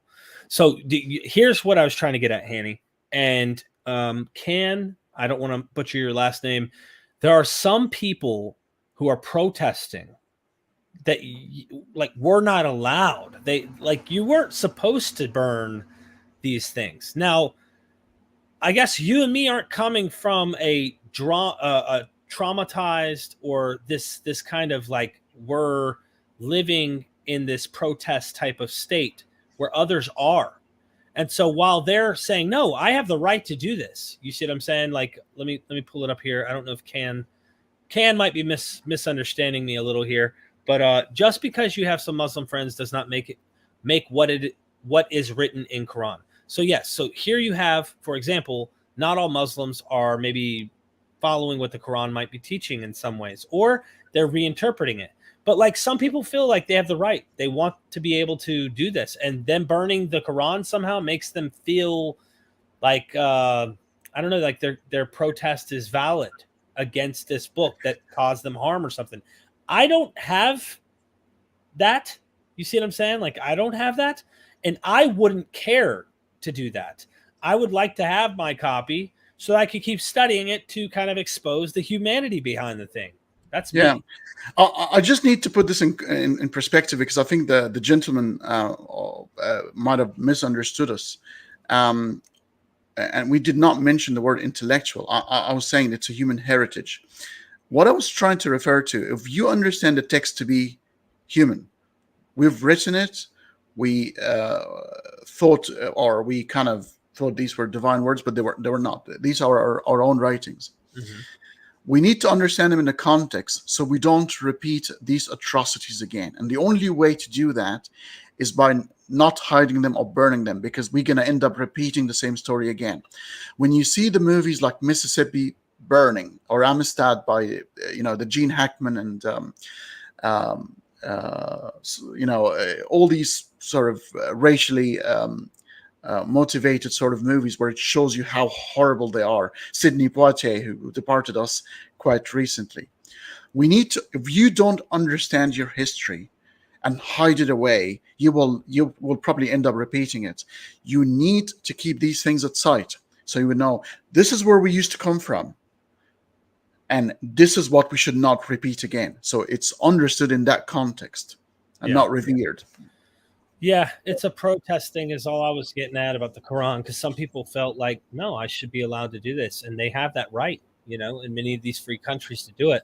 So that's their call. I just personally am not interested in burning the Quran, though I know it says some things that I don't agree with. But the same goes for the Bible. I don't go to the local bookstore to buy a Hebrew Bible to burn it because it says, to kill and stone a homosexual, a man with a man, or to, kill and stone a fornicator, woman who cheats on her husband, or, whatever. I don't burn my Bible, but there's a lot more, I think, going on in the world. Like you said, the track record that has happened in recent history, just with the extremism that we've seen. It's not Islam, but it has become I guess media and everyone has been showing that Islam has a lot of that. And Derek, how different are we going to be from the Catholic Church, who had a list of prohibited books, or the Nazi regime, who burned Sigmund Freud's and Albert Einstein's books, being Jewish science? We cannot do that. We cannot allow for this to happen again. We these things need to be highlighted, and we need to study them quite well so we don't repeat them. I don't think it's any helpful to become those who we disagreed with at some point. Thank you. Paul Cherry said, and thank you, Paul. Appreciate the super chat. There was old Qurans found in a Turkish mosque and are different to the modern version. Also, a lot of the Quran is plagiarized from the Greeks, or that Allah gave Muhammad the revelations about the moon. It was Anaxagoras. I can't even say this. How do you pronounce this? Anaxagoras. That's what I was trying to get at. Yeah. Thank you. Look. One of the things to understand about the Quran and Islam, it's always helpful to understand the biography of the person. So Muhammad, we kind of comes to the scene. You get some stories about when he was a child, but very similar, very obscure, similar to the Gospels. But suddenly you jump into when he was 25 and gets married to this 40 years old widow who was very rich, Khadija. And he started working as a merchant with her, managing her caravans to Syria and Egypt. We're talking multiple camels, exchanging goods and what have you. So this guy has traveled for 15 years. Remember, the revelation didn't happen until he was 40. So for 15 years, he was traveling to different countries. He would have heard the stories. And you think, what would merchants do? You through the desert. It takes weeks and weeks. You got to tell some stories, and you stay overnight in villages where people have some fire, and we'll tell some stories. That's what we do as humans still. And he've learned a few bits and pieces. Plus, Khadija's cousin Abu Waraka, he was Christian priest, and he's the one actually that discovered that Muhammad, when he came running to Khadija, said, "Oh, I think I might have seen something," and that was Gabriel, and he was actually horrified. He was shivering, and they had to cover him. Kind of makes you wonder when the angel of God appears to a man. You think a feeling of peacefulness will be the one that is overwhelming, not complete fright. Well, there's stories in the Bible where they're terrified and thought they died, actually. So this could be a motif lifted from the fair Bible. Enough. Yeah, that's fair. That would be one. Yeah. There's one where Samson's dad and mom saw the angel of the Lord, and he's like pinching himself. Am I alive? I'm dead. I am dead. Like he's terrified by the angel of the Lord. So one more super chat. Ronnie S said, Islamic supremacy is worse than white supremacy because white supremacy was not revealed to a prophet and codified in a book. White supremacy is derived from colonialism and is not enforced anywhere, but Islam is. What are your thoughts about that? Well, do you know what? It still has a place in religion. The story of Noah after the flood, when he got drunk, to save the world. Reminds me of the movie Bowfinger with Steve Martin and Eddie Murphy when he saved the world in a movie. And he saved the world, and he gets drunk on wine, and his bum was bare, and the sons were. Well, I think one of them was laughing. He cursed that son, and guess who? I think it was Ham. And that's the godfather supposed to be of the brown-skinned people. That's actually a misinterpretation. You reckon? Oh yeah, that's a definite. So what is the interpretation of it? That ended up becoming what people were interpreting as that. You see what I'm saying? Yeah, that's what. Yeah. It doesn't mean that's not its initial intent. The point is that became the interpretation, of course, that darker skin is cursed, and you even get this down to Joseph Smith's ideology with Mormonism. Correct. And the white and delightsome and all that. So there is definitely this supremacy built into biblical interpretation of some of these groups. Mormonism and its origins are built off that. The Indians had sinned in the past. That's why they're dark. There's a lot built into that. But the American Civil War, the North had the Bible and the South had the Bible, and both were sort of advocating certain versions in the Bible to advocate their position about what. Yeah, and I mean, even today, there's still this sense of ethno superiority to the Jewish people. They are a better race of people, according to some, right? Some would say that. But you get canceled for saying things like that because I'm just simply reading what the Bible is saying. This chosen race of people that were less than anybody are special beyond all the peoples of the earth. And it's just biblical, right? Going off the text. And aren't Muslims treated as the best of all humankind in their book? So it sounds like it's just like a religious thing, it seems, that's built into many of these religions. I think it's biological because actually when you dig deep into the same religion, the Jews will have the different type of Jews. Are you Ashkenazi, which is the European and the fair-skinned, or the Sephardim, the darker sort of the Middle Eastern or Moroccan or Iraqi Jews, or the Flaja, the Ethiopian Jews, the black ones. And they're treated differently. Islam is the same. I think it's an inbuilt biological evolutionary situation. It's called xenophobia, and xenophobia is the fear of people who look different than you. Right. So imagine if you're a tribal in the hominids, and there are people approaching you who look different than you, dress differently than you, you would tend to fear them because they would definitely, or most likely, they were trying to raid you and take your possessions.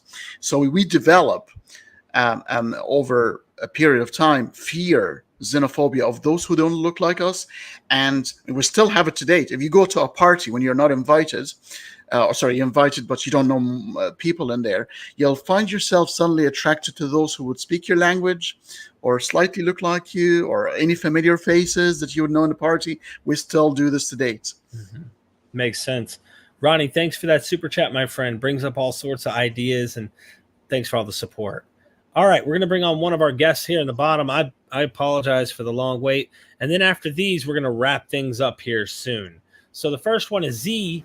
Welcome to MythVision. Z, you're on. We can hear you. Hey, yeah, how you doing, guys? Good. I just set my timer for 3 minutes. Just feel free to ask away. Okay, can I ask your guest? He used to be a Muslim, right? Go ahead. Yes. Yeah. Okay. And if you don't mind, how long were you a Muslim for? And how long it has been that you have left Islam? So I was kind of cultural Muslims for 16 years, the first 16 years of my life, and not a very practicing one. And then I got really into Islam for about a year, and then left it. Okay, and my final question, and what was the main sort of rational and logical reason, not emotional, Right. that caused you to leave Islam? Sure. I don't make decisions in life based on emotions at all on anything, apart from adopting a puppy or a cat. These are the only two or finding my wife. These are the few reasons that I would apply a bit more emotions.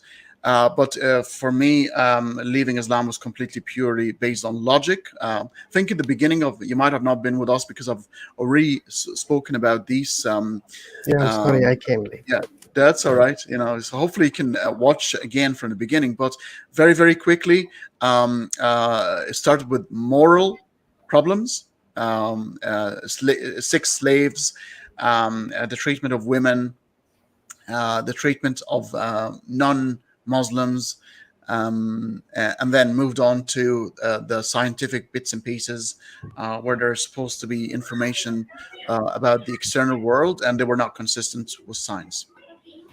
You have 1 minute, Z, if you wanted to make a statement, and then...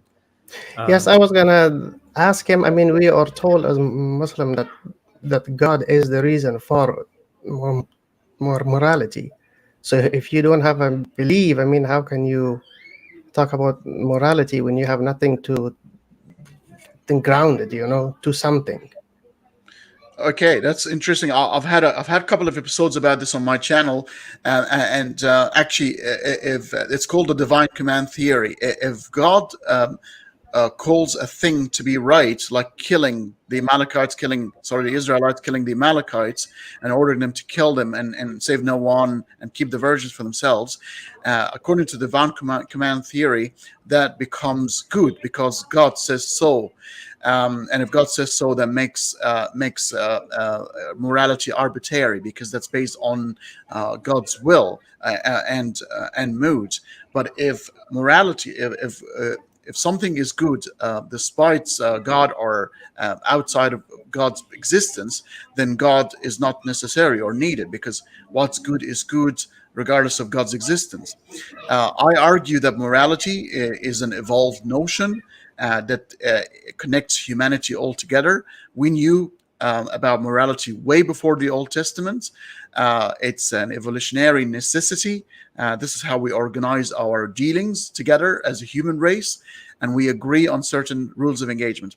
The United Nations Human Rights Declaration has got a better version of any sort of morality, way better than the biblical morality or the Islamic morality. If you compare the two, and the latter is completely human endeavor, I find the current version, which can be still improved on, is way more superior than the morality of the Bible or the Quran.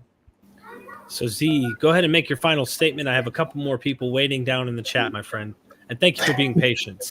Yeah, no problem. Thank you for your time.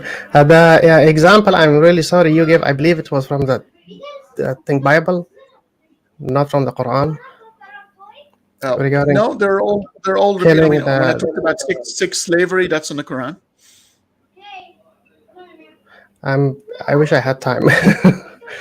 I'm sorry. Maybe, hey, I will do this again, and you can always, like, I'll have other people on, and I'm sure they'll feel the same way as well. And feel free to call in. I mean, that's why I do this, is I want to allow the conversation. So thank you so much for calling. Sounds good. Thank you so much, guys. Thank you. Thank you. Thank you, Z. You have Thank a good you.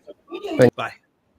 All right, I'm going to bring on our next one. I'm going to set my timer for 3 minutes, and I appreciate it. So with that being said, welcome to MythVision. Yeah, thank you. Can you hear me? I can. Yeah, I wanted to ask Hani, is that right? What is like the top three things like that made you like leave Islam? What was it? Right. Unfortunately, I'm going to have to keep repeating myself. Looks like the same questions being sort of asked over and over again. So I don't know, Taha, did you hear my last response to the previous caller? Yeah, you said like the morality, right?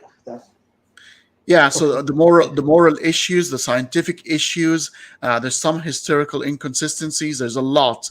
Plus, there's a lot of logical problems with the way God would have chosen to convey his message, his insistence in conveying his message to humanity through language, rather than thoughts. Have cast a lot of doubts for me, because there are always issues with the. You write a word, you write a sentence, and I bet you if 10 people read that sentence, they will understand them in 10 different ways, and that's the problem with language.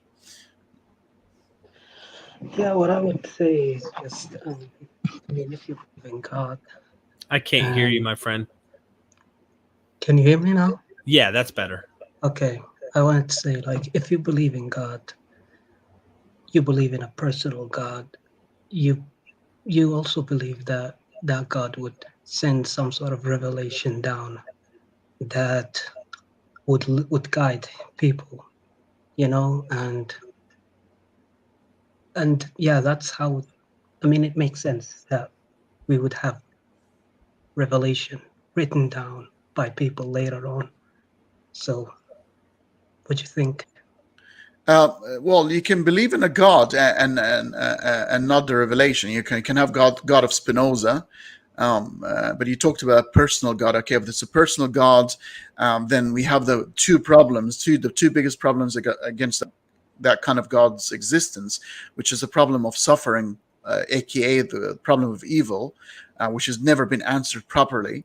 And there's two versions of it: the logical problem of evil and the evidential problem of evil. The logical problem of evil have been attempted to be answered by Saint Augustine of Hippo, and I think it answered a couple of things. But the evidential problem of evil, where we talk about gratuitous suffering and extreme suffering, has never been answered. And you've got the biggest one of them all, the divine hiddenness problem, where God chooses to completely cover himself, yet claiming to want to have a relationship with us, and then reveal his message to us through very strange ways of books in certain period of time, when there were no camcorders. All these miracles floating around, splitting of seas and flying donkeys, and choosing a time in history where none of these can be recorded. Imagine the splitting of the moon miracle of the Quran that happens today. Mind you, even earlier, or slightly later, 1100 years ago, there was a supernova, which is an exploding of a giant star. It was actually completely mentioned in the Chinese culture, and it was full writing of it. And a couple of other cultures have actually noted the event down, where the sky is lit for 2 weeks because of the explosion of a giant sun. How come there is absolutely zero mention of any civilization or any nation citing the miracle of splitting of the moon? It's crazy, things like that. There is actually a mention by some Indian king of the splitting of the moon. But you have to realize it didn't last that long, maybe a few minutes. I don't know. But regarding the problem of evil, Do you know what source that is Yeah, in, just I so was I can gonna- actually look it up? That's in I the was- 7th century? yes, Indian I think king. there was, yes, I think it was like the Indian king of Kerala or something like that. And is this in Indian sources, like over in India, or is this something that is in Muslim sources saying that even in India they saw or something? I think you can find it in an Indian source. Okay. I'll definitely look into that. Thank you for Okay, mentioning look it. Okay, thank you. Oh, one more, and regarding- then I've got another caller on. Sorry. Okay, no problem. Regarding the problem of evil, a lot of people always mention God's two attributes, which is mercy and power, like all powerful and all merciful. But they always don't mention that God is also all wise and that He knows everything. Like there is always a good reason why He would allow evil in the world. There is a greater good that you don't know, that I don't know, that neither of us know, that He knows. So we can't really judge an infinitely wise being with finite. But Taha, don't you think this is a cop out? Don't you think that a dictator governing a country, by making that claim to start with, he will be completely on it? You can't really have a conversation if you come and claim that everything that's going to ever be done, even it's horrendous, if it's horrible, it's absolute evil, there's some goodness that can come out of it because you're an all-wise, omniscient God. How it's unfalsifiable. How do you get around that? If you made that claim to start with, you're big into question at the end. Another way to put it, Taha, would be: imagine I was telling you this about Marduk. What if I told you that the god of the Mesopotamians, which is far older, was actually the God who does all of this, and he had a plan for all the bad things that happened, and he hides where no one knows. Like, we can't prove. You have people like us on Earth who doubt the existence of Marduk, and we don't know if there really is a god named Marduk who really is ruling this. But people who follow Marduk are saying, no, listen, he's all wise. Marduk is, he knows what he's doing. He knows better than you. And I say, how do we know that? And you can't really prove it, but you believe it because, well, there's a text that says that Marduk says these things are true, and I'm all wise, and I know what I'm doing, and I do what I will, and I planned everything. I know all things. I am the creator, etc. And people like Henny will say, well, when we talk about God hiding, right? You might go, well, God can't show himself anyway. He's spirit, or he's beyond our comprehension. Yet he has angels intersect into human history, supposedly. And why not have them like here at a local temple down the street where this angel rules, and we know these angels are real? These are things to like, there's always a way to get out of anything. And I feel like maybe these people would take these angels as gods and will start worship them. What's more plausible? What's more plausible, though? That they might take them and worship them, or that, well, we don't see them because it's possible they don't exist. And this is what we've been saying. In the ancient world, everyone believed in superstitious stuff. They all believed the gods. Asclepius used to heal all over the Roman world, and people believed in this. I just think that's kind of a cop-out. It's like saying, look, I am a millionaire. Where's your $1 million? Well, look, man, I had it in the bank, and, well, show me. Well, I can't show you, but I know it's there. And you're like, I need to know that there's $1 million in the bank. And I'm supposed to believe, or you're supposed to believe that I'm a millionaire, but I can't actually show you that. But I have a receipt that I can show you that says $1 million, but my name's not on it. There's no real evidence to show it's my $1 million or something. It just says $1 million on it. It's and Derek, I just want to add as well, and notice that Taha started with a presupposition position. He said you first have to believe in a personal God, and then everything falls in place. Well, the burden of proof still exists. Okay, prove to me that God exists. And that's the problem I think that's we're why. having. Yeah, that's why I said, like, if you believe, like for argument's sake, I mean, it would make sense if that God would give us revelation. And no. If there was a personal God, that's what my argument to start with. He would have. I can find way better ways of communicating with humans than this way of sending books that have contradictions, that are in a certain language that can only be understood by a certain tribe. It's so problematic, and they keep failing. If you're a Muslim, you know his words have changed in the Torah and the Gospels, the Bible. Why would he insist on doing the same story again, knowing that it failed the first 2 times? People changed it, to be honest, not God. Well, but isn't he omniscient? Doesn't he know the shortcomings of people? That's why he guarded his last revelation from any corruption. And we can get into that, but yeah, that would be a long discussion. But I just think it's an interesting question to ask is, the way that the communication is, to me, is definitely a problem. And that goes for all of these things. Like, the more I dive into the Bible, because I've studied the New Testament and the Hebrew Bible quite a while, even the understanding of translating it from its language, you're losing the meaning of words. Like, people really need to learn Arabic to get down to the bottom. And even then, they need to understand the dialect of that particular Arabic in order to really know. Because I've talked to, some of these academics that I've had that I'm really good friends with, whether they be Haitham Sidki and Marijn van Putten and other academics who are Quranic scholars. They're like, it has a Quraysh type of dialect. And if you don't know that, then you're going to miss the meaning and the points and what it's actually trying to say in many respects. It's a small tribe at one point in the 7th century AD, and it's supposed to be a universal message for all mankind.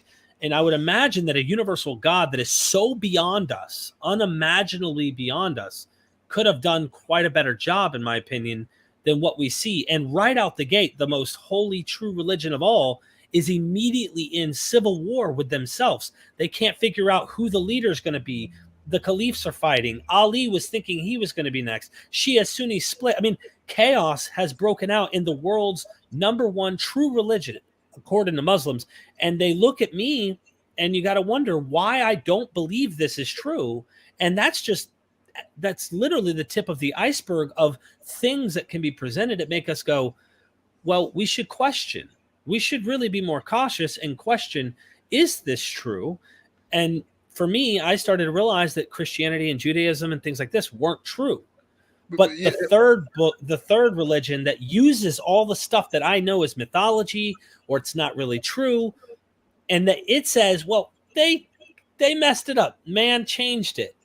And in my head, I'm like, where's the evidence of that? Show me where that has been changed and that there is an actual form of it that wasn't. Anyway, I'm rambling. There's a lot of stuff. Derek, it's intrinsic to the method of transfer. It's intrinsic to language. And that's why when you have a superhero or a meta-human, they will use telepathy. Telepathy will always be more superior than language because you're transferring thoughts.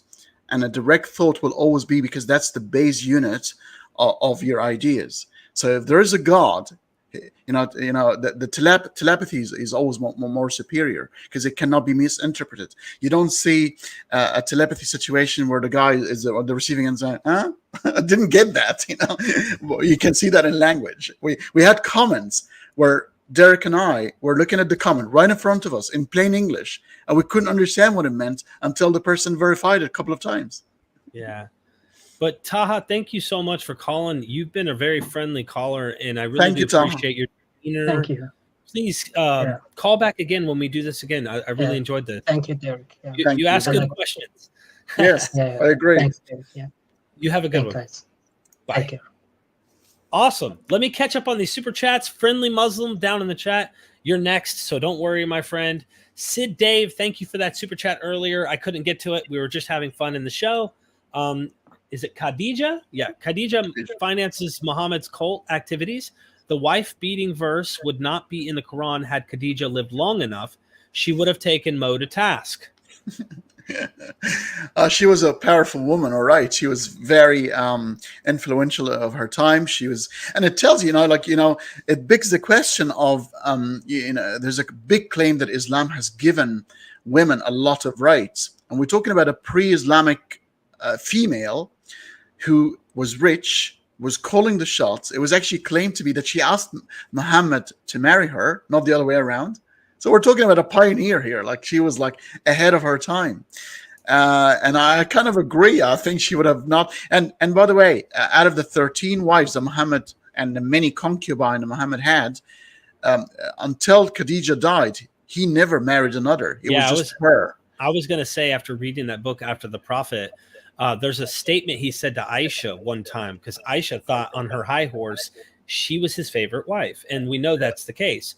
But his favorite wife after Khadija. Okay, so, this is a clear issue. He said to her when she said something about that old lady, and he said something to her like, don't talk. Like, he didn't want to hear what she had to say. That woman, he actually loved her like beyond any other one. So we don't know if he would have married another woman in his life at all. He might have only stayed with her. And remember, Derek, he was an orphan. He never had the mother as well. So imagine that. It actually still happens to date. We're talking about a wife-mother situation. Yeah. And you've got the Antigone and the Electra and Oedipus complex, where there's always that you're always trying to replace your mom somehow. Thank you so much, Sid. Appreciate that comment. And David the Goliath, the story of the Indian king seeing moon split is made up by bogus Islamists in India.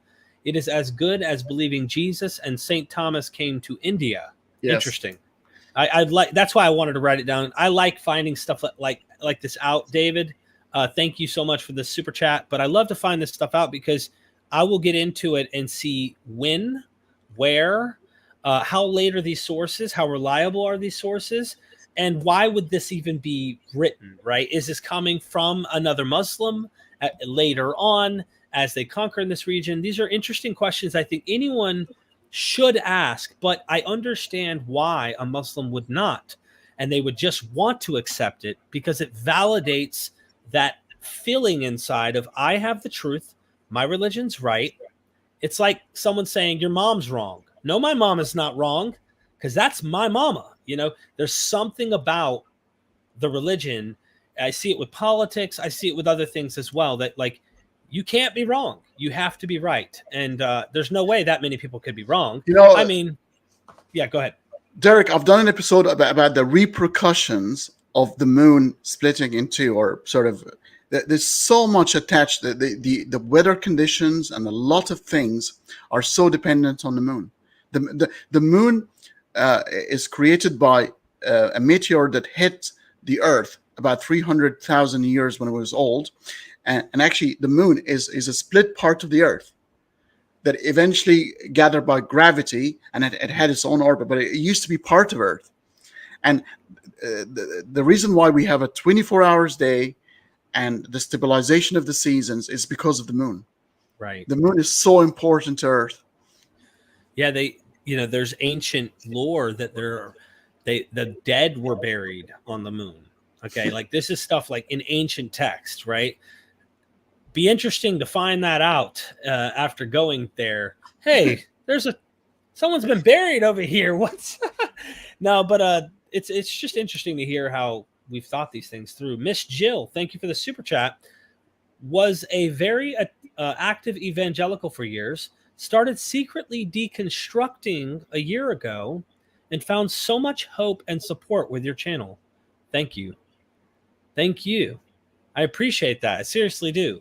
That's like my goal, right? To try and make everyone feel that love in the community that we had, of course, when we were in the faith, and to also not take it and vilify those who are still in the faith, right? It's kind of hypocritical. Like, I was a drug addict for many years. Can you imagine if I judged all drug addicts and said, you idiots, you just stop doing drugs? I know how hard it was. I know that I couldn't just stop. It was so hard. So finding a way to love and be patient and try to endure and all of that, it's very difficult, especially when you still have people in the faith that are forcing it at you. That's when it becomes difficult. When my mom is always calling me, trying to convince me or trying to tell me, Derek, you know, in your heart, you know, she'll try to hit me with some emotions and stuff. And I'm like, Mom, I don't want to talk about this because it'll upset you. And I love her. So I'll even say prayers for my mom, like on purpose. Like, she'll say, will you say a prayer? And I'll do it for my mom. And she'll go, no, do it for yourself. And I'm like, Mom, it doesn't hurt me. It's not like if I say this prayer, I'm going to believe all of a sudden. But no. Derek, do you follow the works of Ricky Gervais, you know, the English actor? No, but I know he's funny. And he's a big atheist as well. You got to see his stuff because Really? he always, in any of his TV series, he brings atheism to his series, always. Right. But always bring a conflict. Like there's a movie called The Invention of Lying, where people didn't lie, never lied.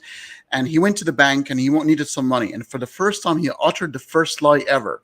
And the banker said, how much you want? He said, well, $1,000. He didn't have the credit. And the guy gave it to him without looking at his account because nobody lie. And takes the money and says, shit, I can lie. I can do a lot. And start to say, well, I'm speaking to God and all that sort of stuff. But it was a situation. And then he told people the truth. He says, there's nothing, guys. His mom was dying in the movie. And she was a believer. And she would say, oh, we're going to go to heaven. And he just didn't believe at that point. And she said, oh, I'm going to see you in heaven and everything. Do you believe in it?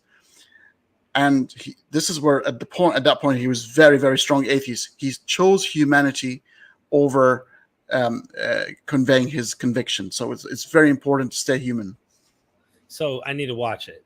Yeah, watch Ricky Gervais. He's always on Lawrence Krauss's Origins podcast. Okay. Follow his stand-ups. He kills it. He's a very strong atheist, but in a very funny way. But very human as well.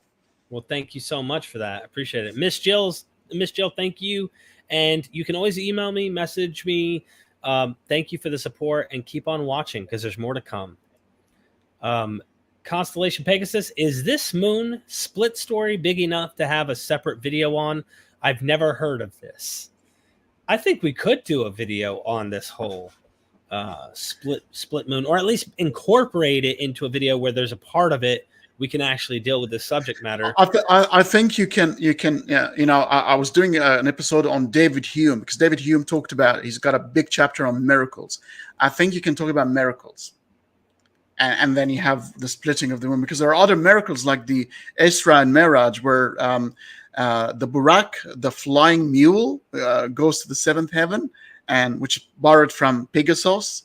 There's actually similarities in the two stories. So there's some miraculous stuff in the Muhammad narratives as well.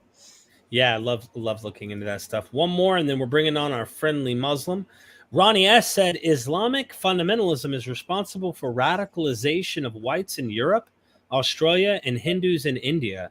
People are feeling threatened because of Islamism, and radical groups are rising because of this. Interesting. What are your thoughts on that? Look, I mean, any type of radical thought, regardless, whether religious, nationalistic, are always going to be a threat because they are very polarizing. And they usually kind of aggressive and maybe violent, on occasions. Yes, there is a problem. Muslims, unfortunately, tend to live in ghettos. So whenever they migrate, they tend to try to create a country within a country and don't sort of mix up with the new culture, and that's a concern. However, and again, being a little bit protected by an overly PC culture that we live in at the moment, where you cannot say certain things.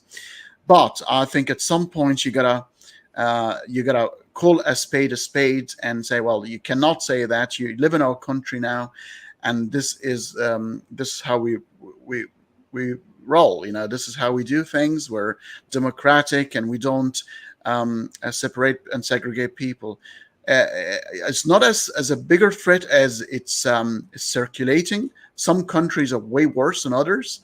In Australia, is not a big threat from my point of view, but in some other countries, I'm not quite sure. Maybe I'm hearing Holland could be one because of the amount of people in there. Maybe France, but not in Australia. Right. And I have heard things from India, of course. That's a big one. Oh yes, that's always. But I don't know anything about it, and I couldn't tell you. But I do know that there's radical Hindus, yes, and they're violent as well. And so it's not just Muslims that are doing that, but you kind of wonder if both are fueling the fire for each other. And I think that's what Ronnie's trying to say, is that like you've got one group that is going all the way the other way because one is extreme in one manner and one is extreme in the other, and they're opposites, if that makes sense. Yeah. But again, two wrongs never make right. So if some other community is going to respond, you cannot say, oh well, they're justified because it wasn't their fault. They have to act this way. You still have to act responsibly. So I still hold white people who, like the Aussie guy who killed the Muslims in the mosque in New Zealand. You've heard about this massacre, Derek? I heard about that. Yeah. Oh, that is horrible, and that was disgusting, and that's still wrong. Yeah. Oh, yeah. All of that's wrong. Yeah. Yes. 100%. Ronnie, thank you for the support, man. Appreciate it. And yeah, I think that's what I'm trying to do, is defang all of these. I think if people start to realize these are man-made, then a lot of this can be deflated, and humans can start waking up, giving less power to these ideologies that strengthen this kind of crazy, in my opinion. Yes. So, agreed. Hold on. No, Hindus are, I think they mean the same, peaceful. I'm not talking about all Hindus either. So I think they're dog biscuits. I think you only caught a little bit of that. So I'm saying there are radical versions, politically radical Hindu groups. One of the things I like to do, I like to point out logical fallacies, which is a default in the construction of thoughts. Generalization. Heard me. That's why I said that. Oh, but wasn't he saying that no Hindu is peaceful? He says no at Derek. No Hindus are. I don't know if they're saying that none of them are peaceful. Either way, yeah, wrong. I think it's generalization, and generalization is always going to be wrong. Yeah. It's logically inconsistent. Either way, if you go too far, either way, you'd be wrong. Yes. If they're all peaceful, or if they're none are peaceful, either way. I'm next. Let me go ahead and bring on our friendly Muslim. Welcome to MythVision. I'm sorry for such a long wait, my friend. That's okay, Derek. It was quite interesting to hear the dialogue going on. So it was well, did you have a question for Hanny or any statement or anything? I just set the timer for 3 minutes. Oh, I'll make it quick. Okay, so in terms of you, Derek, love the work you're doing. Thank you. I appreciate that you look at different aspects of Islam. It's been done before also. So that's not a bad thing.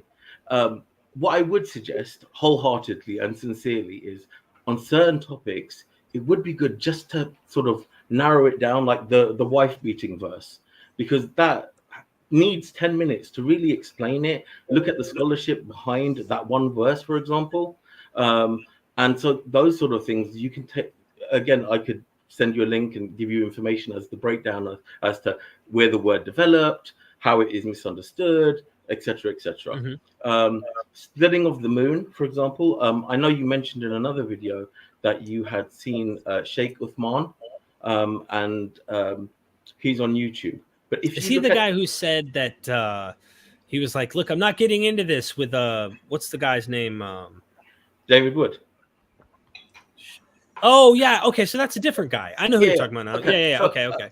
So I mean, I can send you the link, but he does a 30-minute video where he completely investigates it and goes through the Indian sources, goes through the Islamic sources, goes through, okay, this museum is holding this information about it, and he gives you a complete investigation.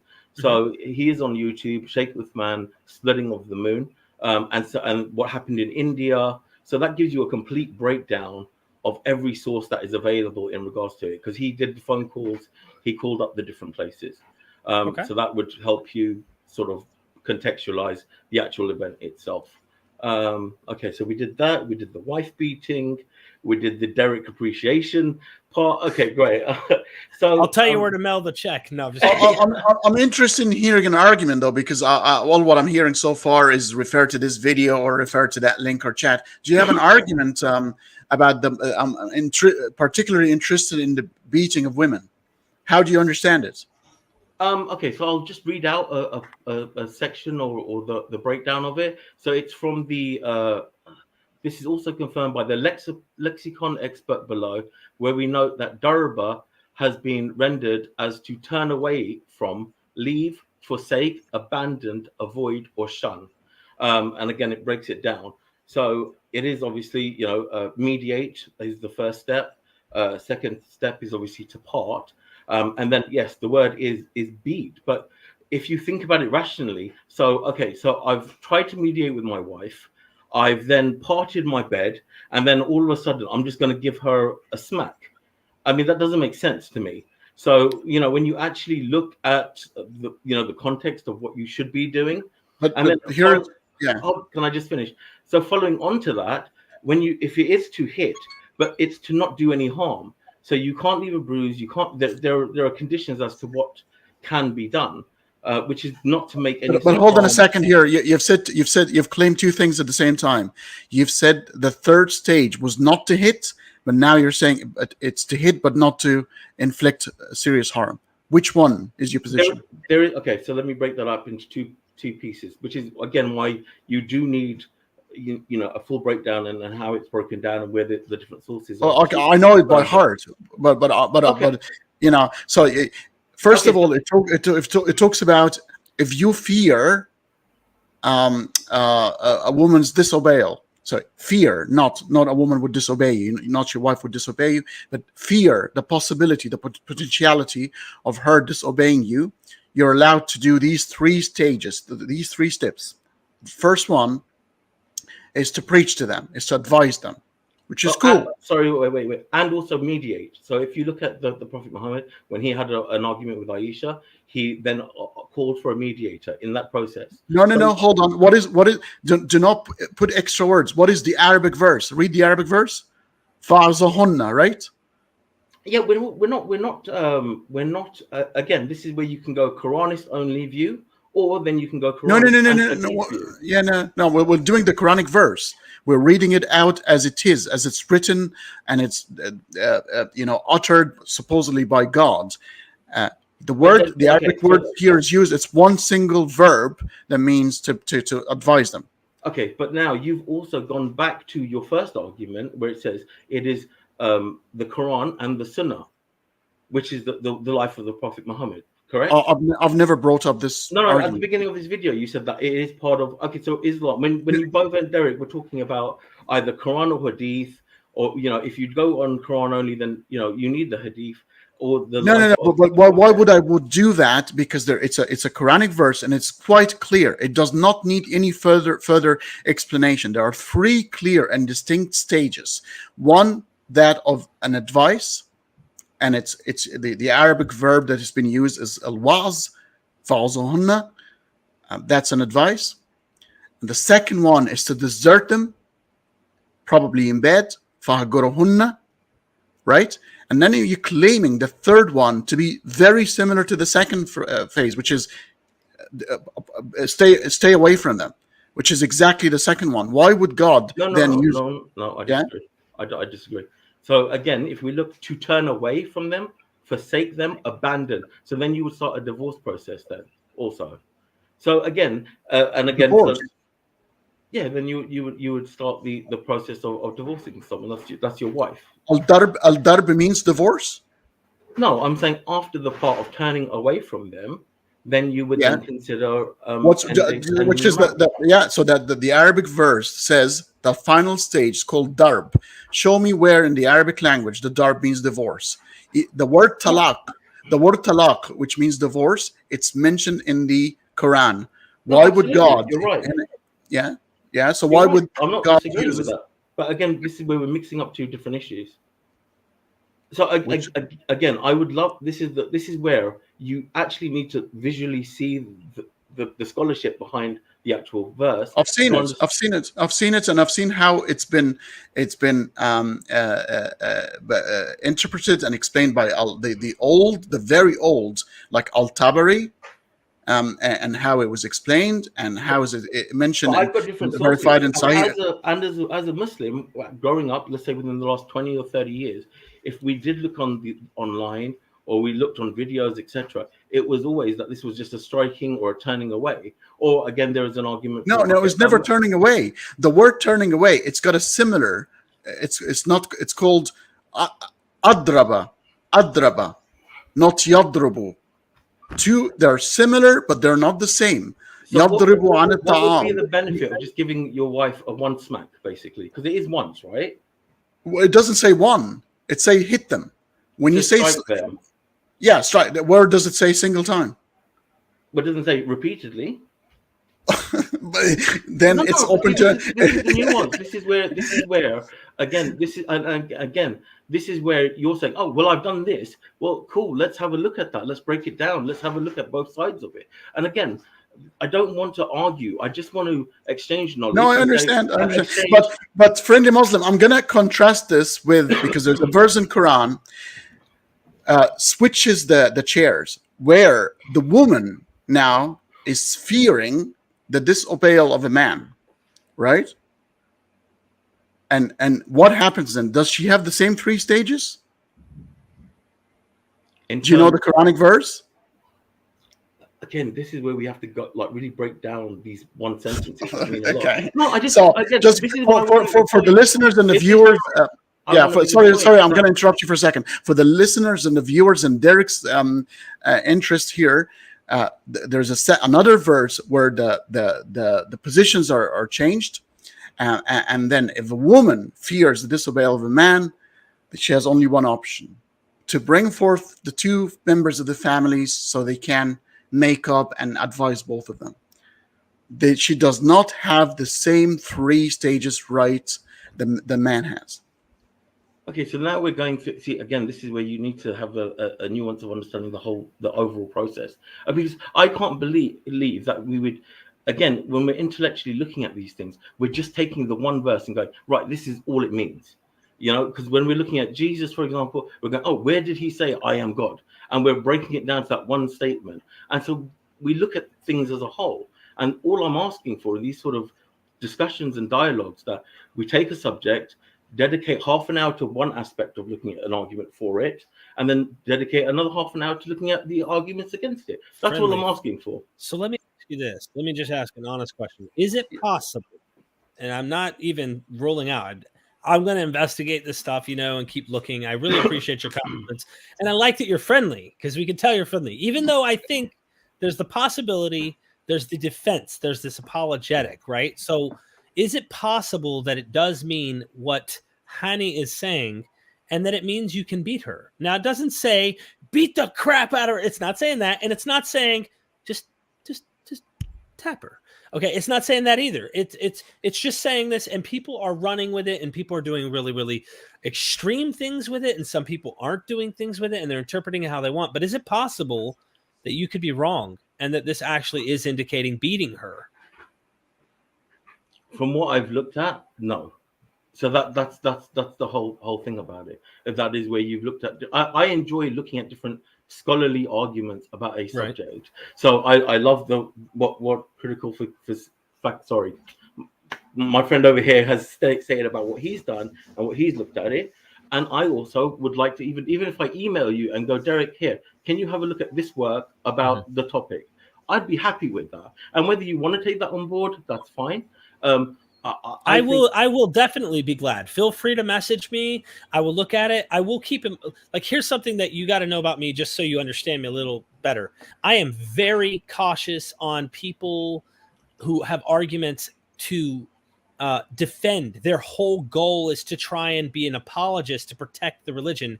When Jesus said, for example, you should pluck your eye out, right? Some people say, well, it's just allegory. Okay.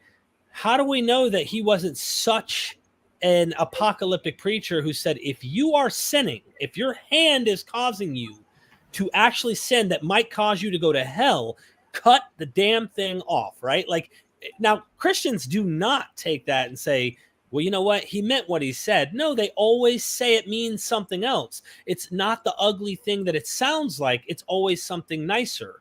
And that's because they live in a time where that's something that it's not acceptable.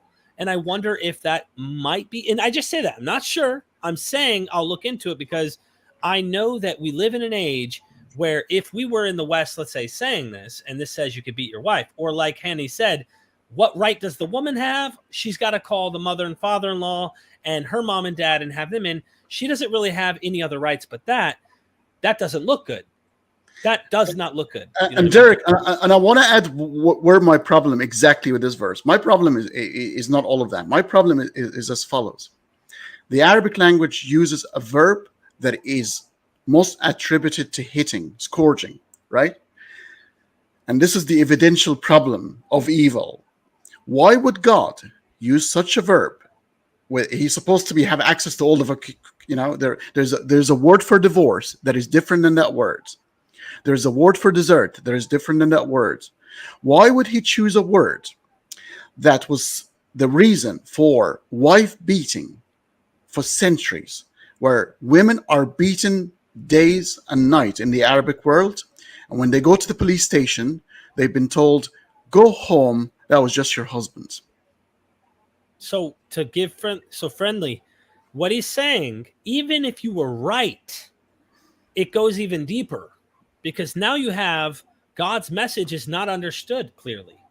And this is the problem that goes even deeper. And so, but do me a favor, email me. I'd be happy to look at it. And that's all I ask for, because I mean, a lot of points that he's just made are addressed in this article. I'm very much about looking at both sides of an argument, and just looking at both sides and going, okay, cool. Well, this says this and this says that. Can we see where the middle ground is on here? And I'll message you in the private chat. So once I pop you down, I got some super chats I'll jump on. I'll message you my email. Feel free to email me. And thank you for coming on. Yeah, but very last thing, you are appreciated, definitely. I love your conduct with Tovia Singer. Love Tovia Singer, big fan, even by Erman. So we do appreciate the work that you're doing. But just speaking on behalf of Muslims, we would like that we just see both sides of the picture on a particular verse, for example, or a particular subject. I think that and just on the record, while I have you on here, I think this is a good point to bring up. I get a lot of Muslims in the chat who say, why aren't you having Muslims come on? Why aren't you platforming Muslim apologists to come on and preach the message, because they're right and all of your people are wrong? Okay. And I'm just telling you what I hear. I love that. I'm saying that's not what my channel's about. You're absolutely right. So if you got Ali Dawah for one particular section of this, he's not really going to be good. If you got another apologist who has specialized in a certain verse, a certain subject, and just specifically talk about that subject, he's not preaching. He's just saying, right, this is what we understand from it. These are the sources we have for it. This is why we looked at it this way. And they will even quote outside sources. I don't bring apologists on my channel for Christianity. I get it.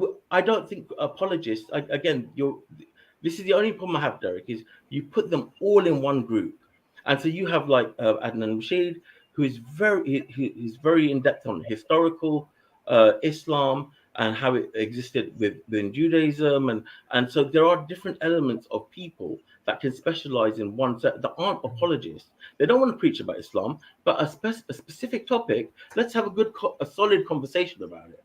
Yeah, and that would be my point. That please don't group them all as the same, because not Ali Dawah, hijab, etc. They're very different. Yeah, I'm not interested in those guys. Like, I like Khalil Andani, for example. He's a PhD Islamic scholar. He is a Muslim, but I like guys like that who are academics.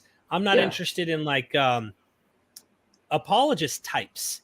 I there's a certain level where they use a historical method, and they know that in historical method you don't grant miraculous. You don't make those claims and things like that. Those are the kind of things I'm interested in. And if they specialize in something, I'd be more than happy to look into them and investigate.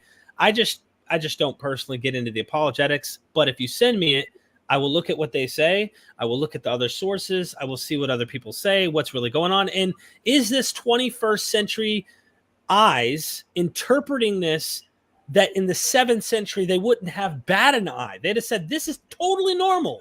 Because the woman functions this way. That is the way it is here in the 7th century.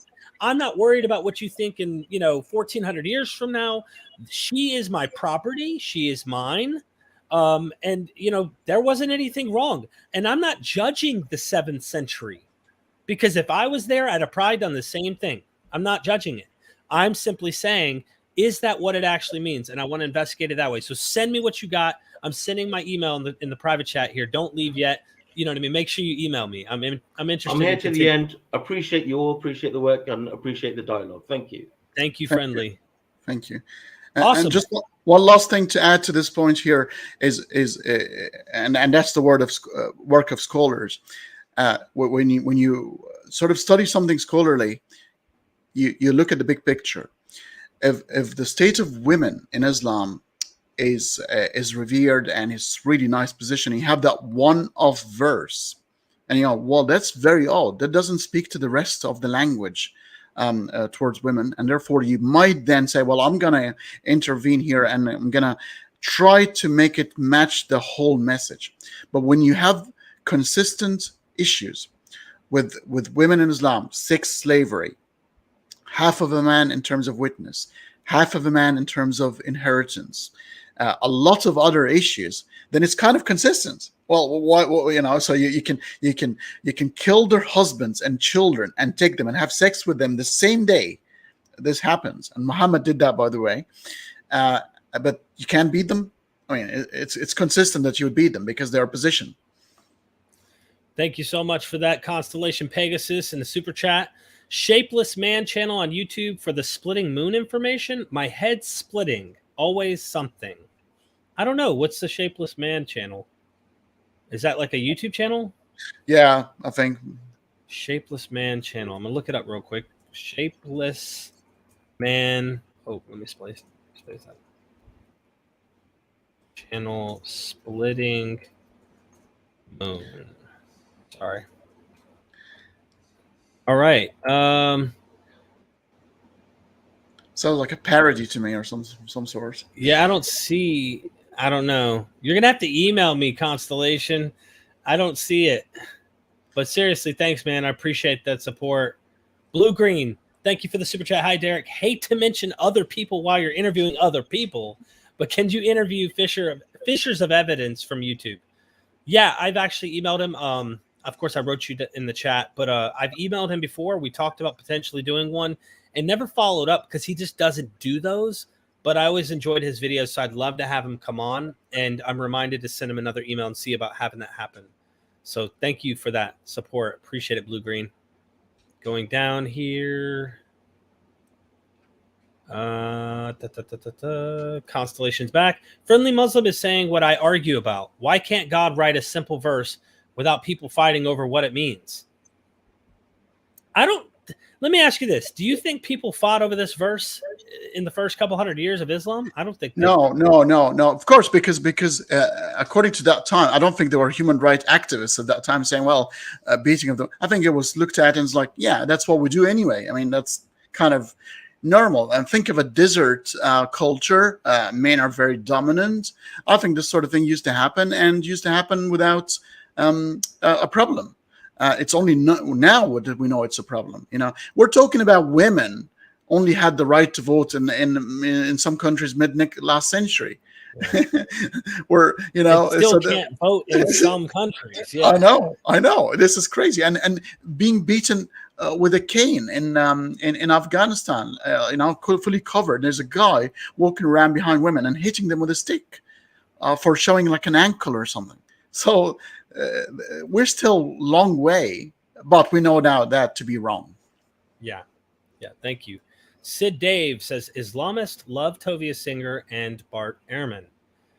Thank you for the super chat. I would have thought that they didn't like Bart. I know Tovia is pretty chill with a lot of people, but I didn't think they'd like Bart. But sounds like they do. But I don't know. Bart, that interview he did with who was it? Muhammad Hijab or whatever. Did you ever watch that interview? By the way, he did one with Muhammad Hijab. I thought it was Muhammad Hijab Jordan Peterson. No, that was after. I was after. My goodness, it was. It was like, oh my gosh. I thought it was kind of funny what Bart was saying. You know, the phone book doesn't contradict. That doesn't make it from God. Yeah. And he was making funny little points there. But Sid is trying to say is it's called, and I think there's a beautiful German word that encapsulates the meaning. Schadenfreude. Schadenfreude is made of two words in German. Means Schaden means somebody else's loss or damage, and Freude is you being happy for somebody else's misery. So when a Muslim turns up and another religion is being bashed, they love it, you know, and that's why you get a lot of Hindus, you know, appearing and to slag Muslims off because they really hate their guts. Sometimes they say, this is our chance now to get some. Well, I think they were trying to get Bart on their side. At least he was. And so, and Bart, he's just not convinced at all. And so he tries to be polite, but he's like, no, I don't believe. Sid Dave, thank you again. He said, please invite Zakir Naik. Am I saying that right? Naik? Yeah, this guy is so funny. Have you heard of him? I might have seen him. Like, I might have watched a video where he was on it because, you know, I've watched a lot over this. He's an Indian apologist, but this is the guy who is very renowned for a medical doctor in India, stands up and talks about evolution. And he said in his Indian accent, in a very funny way, that, well, it's only a theory. If it's a fact, it will be called the fact of evolution. Oh my god! and people were clapping like in the hundreds of thousands. Brilliant! How come I never thought of that? No, he didn't. He says he will recite you all the chapters and the numbers. Modern day con artist who is popular among the Islamists but never debates. Thank you, Sid. I appreciate it. I don't know the guy, but I think I probably have seen him. I'm sure if he's famous, I'm pretty positive I've seen him like in discussions online somewhere. Constellation said, I thought that caller mentioned a Shapeless Man channel. Haven't checked it out yet. I thought he said Sheikh Uthman. That's what I wrote down. Sheikh Uthman. And I think he's That's what I thought he said. I thought Sheikh Osman, yeah. Yeah. Sheikh Uthman is what I understood. And he's going to email me, I'm sure, some stuff. So if you... But you know, Derek, that splitting of the moon have to go along with a conspiracy as well, that NASA is aware of the situation and they're keeping a lid. Yeah, that's, well, all you got to do is ask the flat earthers, they'll tell you. And that's why when you go to the supermarket, there's a shortage of super glue. Oh my gosh. Because, you know, they need a lot of it to put it back together. Ronnie S. said, Allah is Muhammad's fake ID. Allah always magically shows up in the Quran to rescue Muhammad and solve his family problems. Muhammad must have laughed his off in private. I don't know. I think, you know, I think we might be mischaracterizing some of these people. Like, for example, I think the guy probably really believed in what he was doing. But like, if you were to ask 1,000 Christians what they believe, and they all say Jesus, you'd think 1,000 Christians believe the same thing, but they don't. They all have a different conception of Jesus and God and things like that.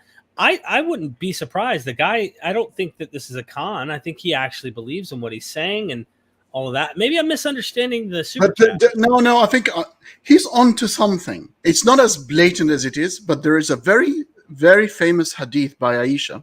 Okay. Because we got someone in the chat, by the way. So sure, saying that somebody saying to Muhammad, Well, it's very, very strange, Muhammad. I see God really hurrying up to have Quranic verses coming to exactly suit your desire. Aisha, there's a hadith by Aisha telling Muhammad that, and that was on the back of Muhammad. I see what you're saying. Changing some rules, That makes sense. and suddenly some Quranic verses came exactly to match the rules that he wanted, and it was actually to do with marrying other women. So this is like when Joseph Smith says, "Oh, by the way, polygamy." God actually had, this. These multiple marriages were divinely something that God said is what we need to practice, and it's a revelation. So making the revelation of God fit what he really wants, desire. Exactly. And conveniently, the revelations came back again to abolish polygamy and black people from entering the Church of Mormonism. It's like, is that angel sort of coming down to just see what's convenient and what's in vogue and what's fashionable, and coming back with divinities that sort of reflect the current affairs. Interesting.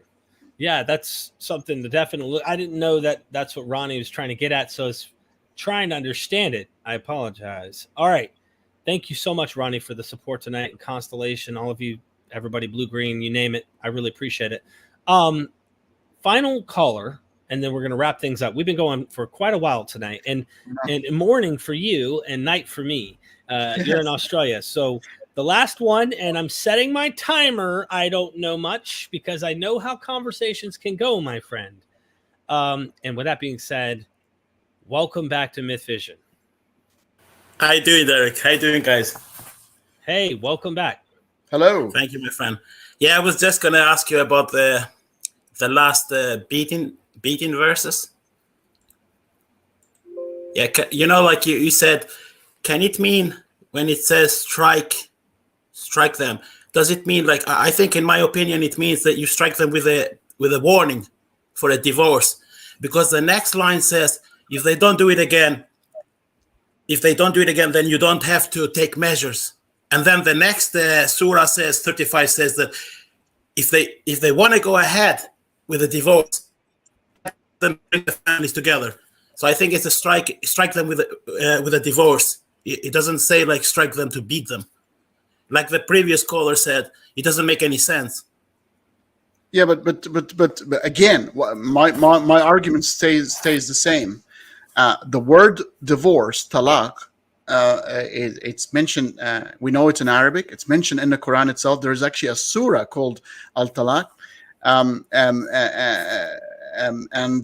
we know the word exists. Why would God choose a word that doesn't convey the immediate meaning? And we will have, you and I, to sort of, and a lot of victims will suffer through the. The victims don't have to be any victims to suffer, because Muslims have to follow the example of the Prophet. Prophet never beat a woman. So if the Muslim beat woman, that means that they are going against the example of the Prophet. So no, what's the president? The president is it? The president is very easy. I'm going to explain to you. The president is very easy. Quran is revealed in a certain way that you have to rhyme the verses, and this is sometimes they are used.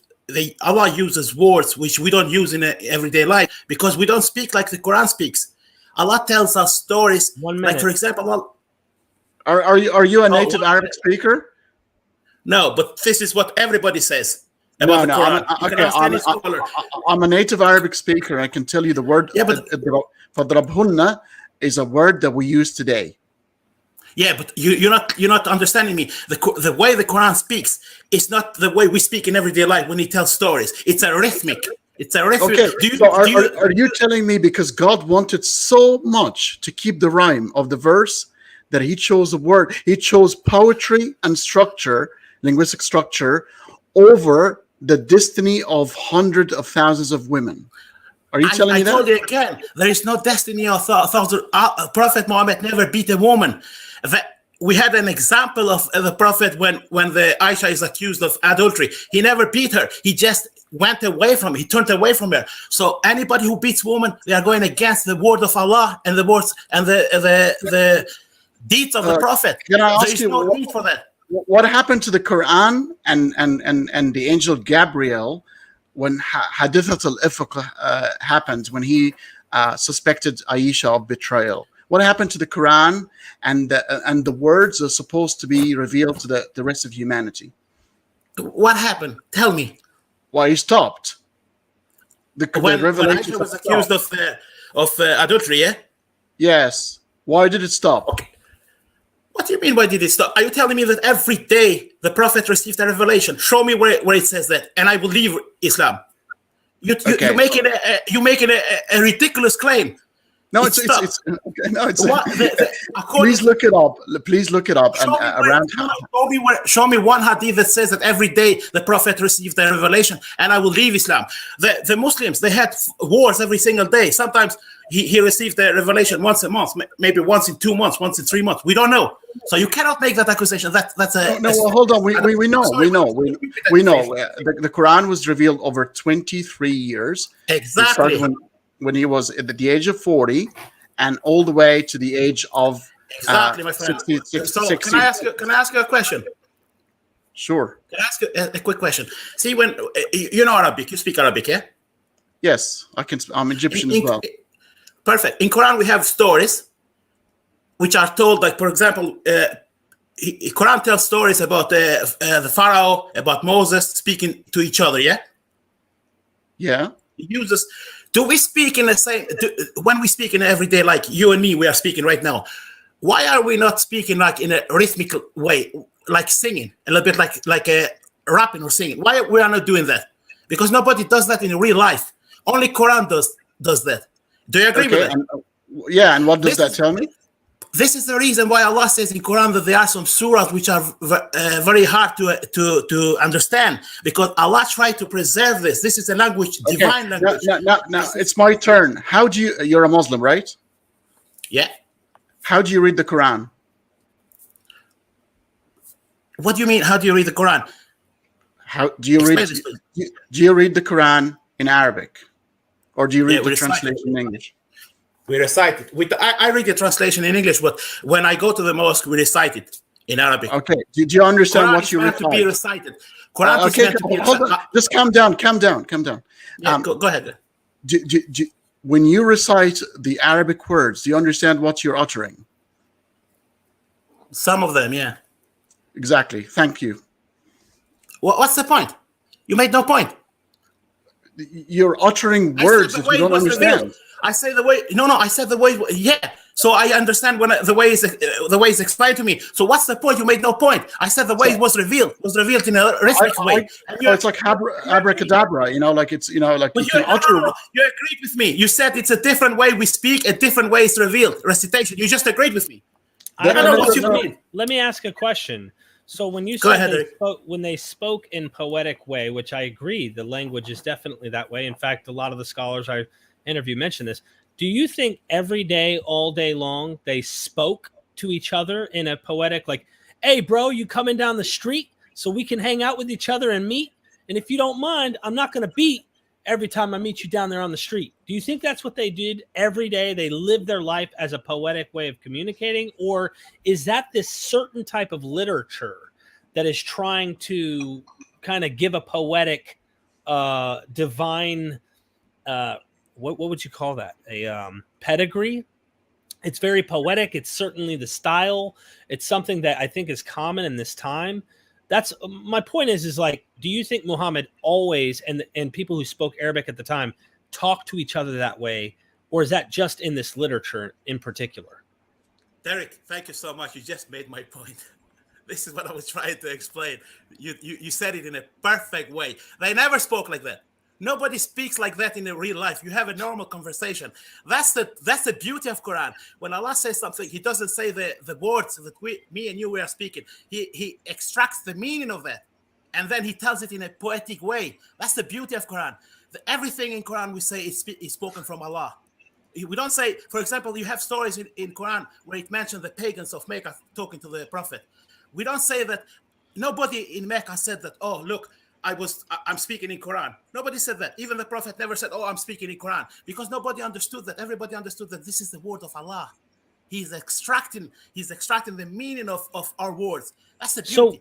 So let me get us back on track, before we go, because we've been going for a long time, I must ask. Sorry about that. No, it's fine. And I get what you're saying. There's even poetry in the Hebrew Bible where they're writing these particular songs, Exactly, you're right. these stories. So this is the question I have.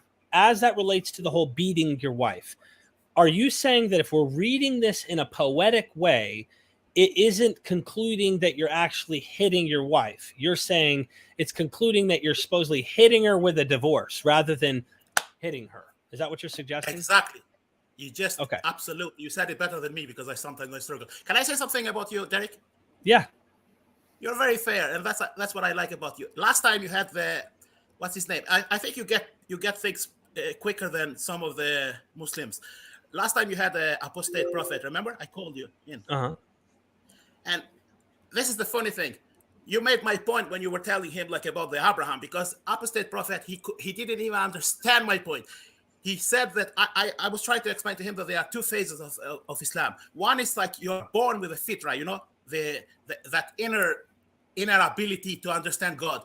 And then you know what he said? He said that no, in Islam, in order to be a Muslim, you have to say the Shahada and you have to say La ilaha Muhammad Rasulullah. You have to mention the name of the Prophet. But you made a perfect point to him. You said, but Abraham was a Muslim according to you. Just destroyed his whole argument, but he didn't even get it. I don't believe. I mean, look, at the end of the day, I'm telling you, that I don't know. I think this guy is smart. I don't even think he existed. I don't think Muhammad. I don't think Abraham existed. But I mean, I don't. At that point. But look, I don't know. You got one more thing. Ask away, and then I got to let you go because I'm tired, man. I've been working all day. Thank you guys. I enjoy your shows, and I like to think, and I like this guy, this critical faculty. I think he's very smart. I've seen some of his shows, but apostate prophet. I don't want to be rude, but apostate prophet has no brain. He's weak, very weak. I can destroy him in so debate. Bring your last point, and then I'm gonna let you go, my friend. My last point. Well, one more point. Say one more thing, and then I gotta let you go. I only started watching when you were talking to the last caller, so I apologize for that because I was busy working and stuff. No, I don't have anything else. But I thank you for for everything. I think you're doing a great job. Well, thank you so much, man. Nice meeting you, my friend. Critical. Thank you. Nice to meet you. Stay safe, my friend. Thanks for calling. You too. Take it easy, man. Bye. All right. Look, what would you like to say as we're leaving out of here, Hanny? I really do appreciate you coming on, hanging out. You're very calm, and you have patience, and you know quite a bit. So, well, look, we have to, and this is not easy. Shaking people out of we're talking about worldview. A lot of things are predicated on. This is so important. We shouldn't take it lightly. It's very emotional. People invest a lot in their beliefs, and therefore we should be always respectful. We talk about ideas and never the people. I feel the people are victims of certain creeds, and therefore I'm helping. I think I'm helping. I don't think religious people are stupid. I don't think my IQ has gone up 10 points because I left religion. Right. I think I was just wrong, and people can be wrong and can be right later on, and that's fine. Yeah, I'm with you on that, by the way. So it's a conversation. It's very interesting conversation, as long as we're not hurting each other. I'm interested in the epistemological point of view. Did it really happen? I want to know. Is there really a God? I want to know.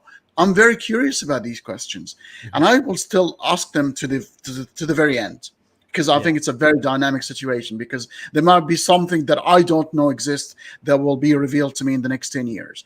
I'm keeping my mind open. So far, I'm reaching the decision that the Abrahamic God cannot exist. He contradicts the laws of logic. So not just he doesn't exist, he cannot exist. He's the married bachelor that we all talk about. It's breaking the law of identity in logic. However, there might be a different type of God that we're yet to understand or know. So I'm keeping the conversation going.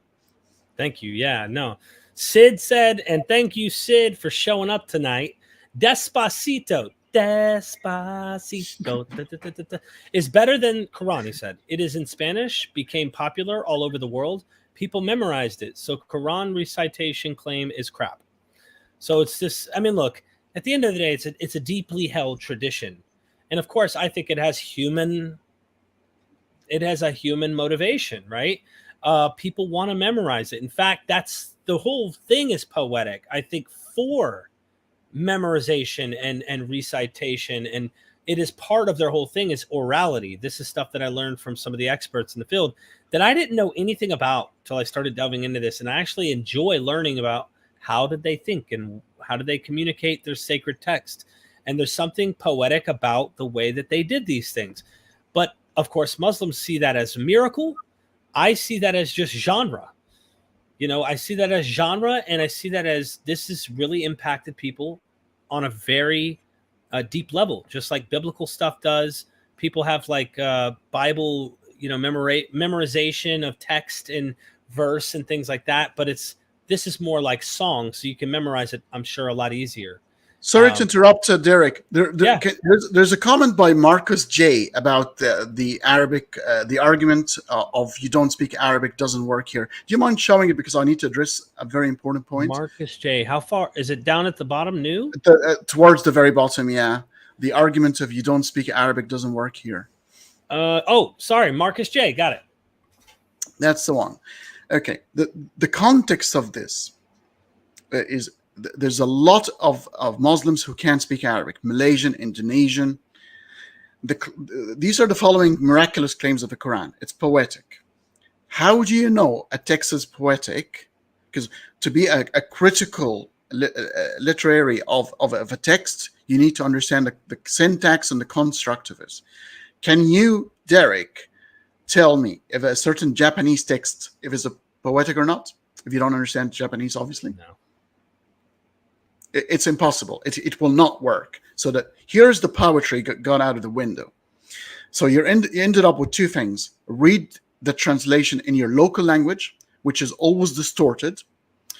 And the miracle of the poetry of the Quran will be out of the window unless you're a native Arabic speaker, because the translation will never do any text justice. Nietzsche's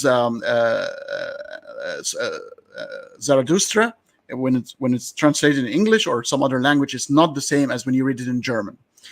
So that's one out of the window. But also the fact that you are in prayers and in the mosque, you literally, so it's very akin to the 30 years war that's been fought between the Protestants and the Catholics, because Martin Luther wanted people to understand the Bible in their own language, because they were uttering Latin and stuff that they could not understand. And that's exactly the point I'm making here. You saying words that you don't understand yourself, but behold it dear and be holy, doesn't make it comprehensible. So here's my point. Hopefully I've driven it home this time. No. Yeah. I'm with you. I guess you nailed it better than I did in terms of explaining that. And all I'm saying is I see human effort. I see a collective effort as humans to, especially these particular religious humans, to do so, especially if they're part of the same empire. And this empire is on the rise, and the development of this religion is taking place with the success of conquering that is taking place. So yeah, it's a major impact, but there's so much more we can do, and I plan on having you back. I really do. I want more people to go, and there I go searching. I was looking for the shapeless man, but there he is, Sheikh Uthman, I think it is. Make sure you go subscribe to Hanny's channel, Critical Faculty. I'm going to put that in the chat right now, and also when we get done here, if you don't mind, can you actually comment, and I'll make sure I pin your comment to the top, so people, as time goes by, will be able to see your comment, go and harass you or compliment you. We encourage either one. Well, in half an hour, I'm going to be live on my channel with a PhD in philosophy, talking about whether science have made philosophy obsolete. If anybody would like to watch that, yeah. Ray, you're not lying. I have split the moon now. I'm going to show that here in a second. Just, you know what? I might as well show that right now. We might as well let everybody see what happened here. This is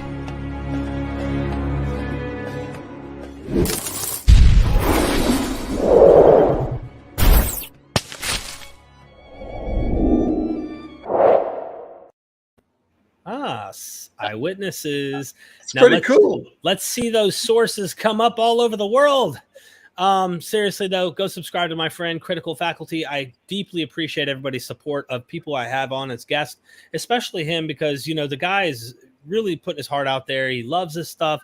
He's into science, which I'm into as well. He loves to get into the mythology of things and discover the human element behind them.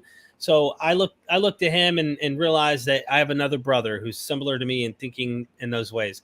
Finally, if I may, with a shameless plug, I have so many videos. I repeat this all the time, and I mean it. I work very hard, and I mean very hard. Today I edited 7 or 8 different videos. I've been doing lots of recordings. There's a lot of work that I do. If you want to see all of this material, hundreds of videos, you can go there and support me that way if you really want to. If you want to see this stuff, you can also message me. I see text messages here, so you could personally private message me. And also, you might have a question for an academic that I interview in the future.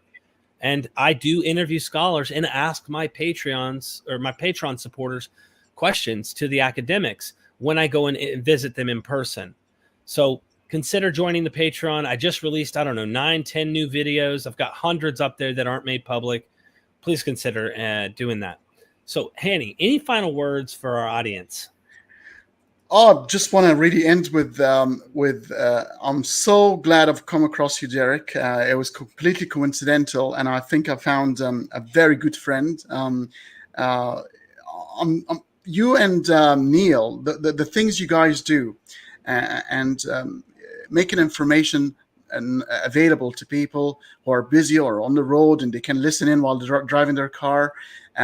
Bring in all these academics, and the information is so good, but also the way you deliver. Again, I've said it before, all this information in such a funny, light-hearted way. Life's too short.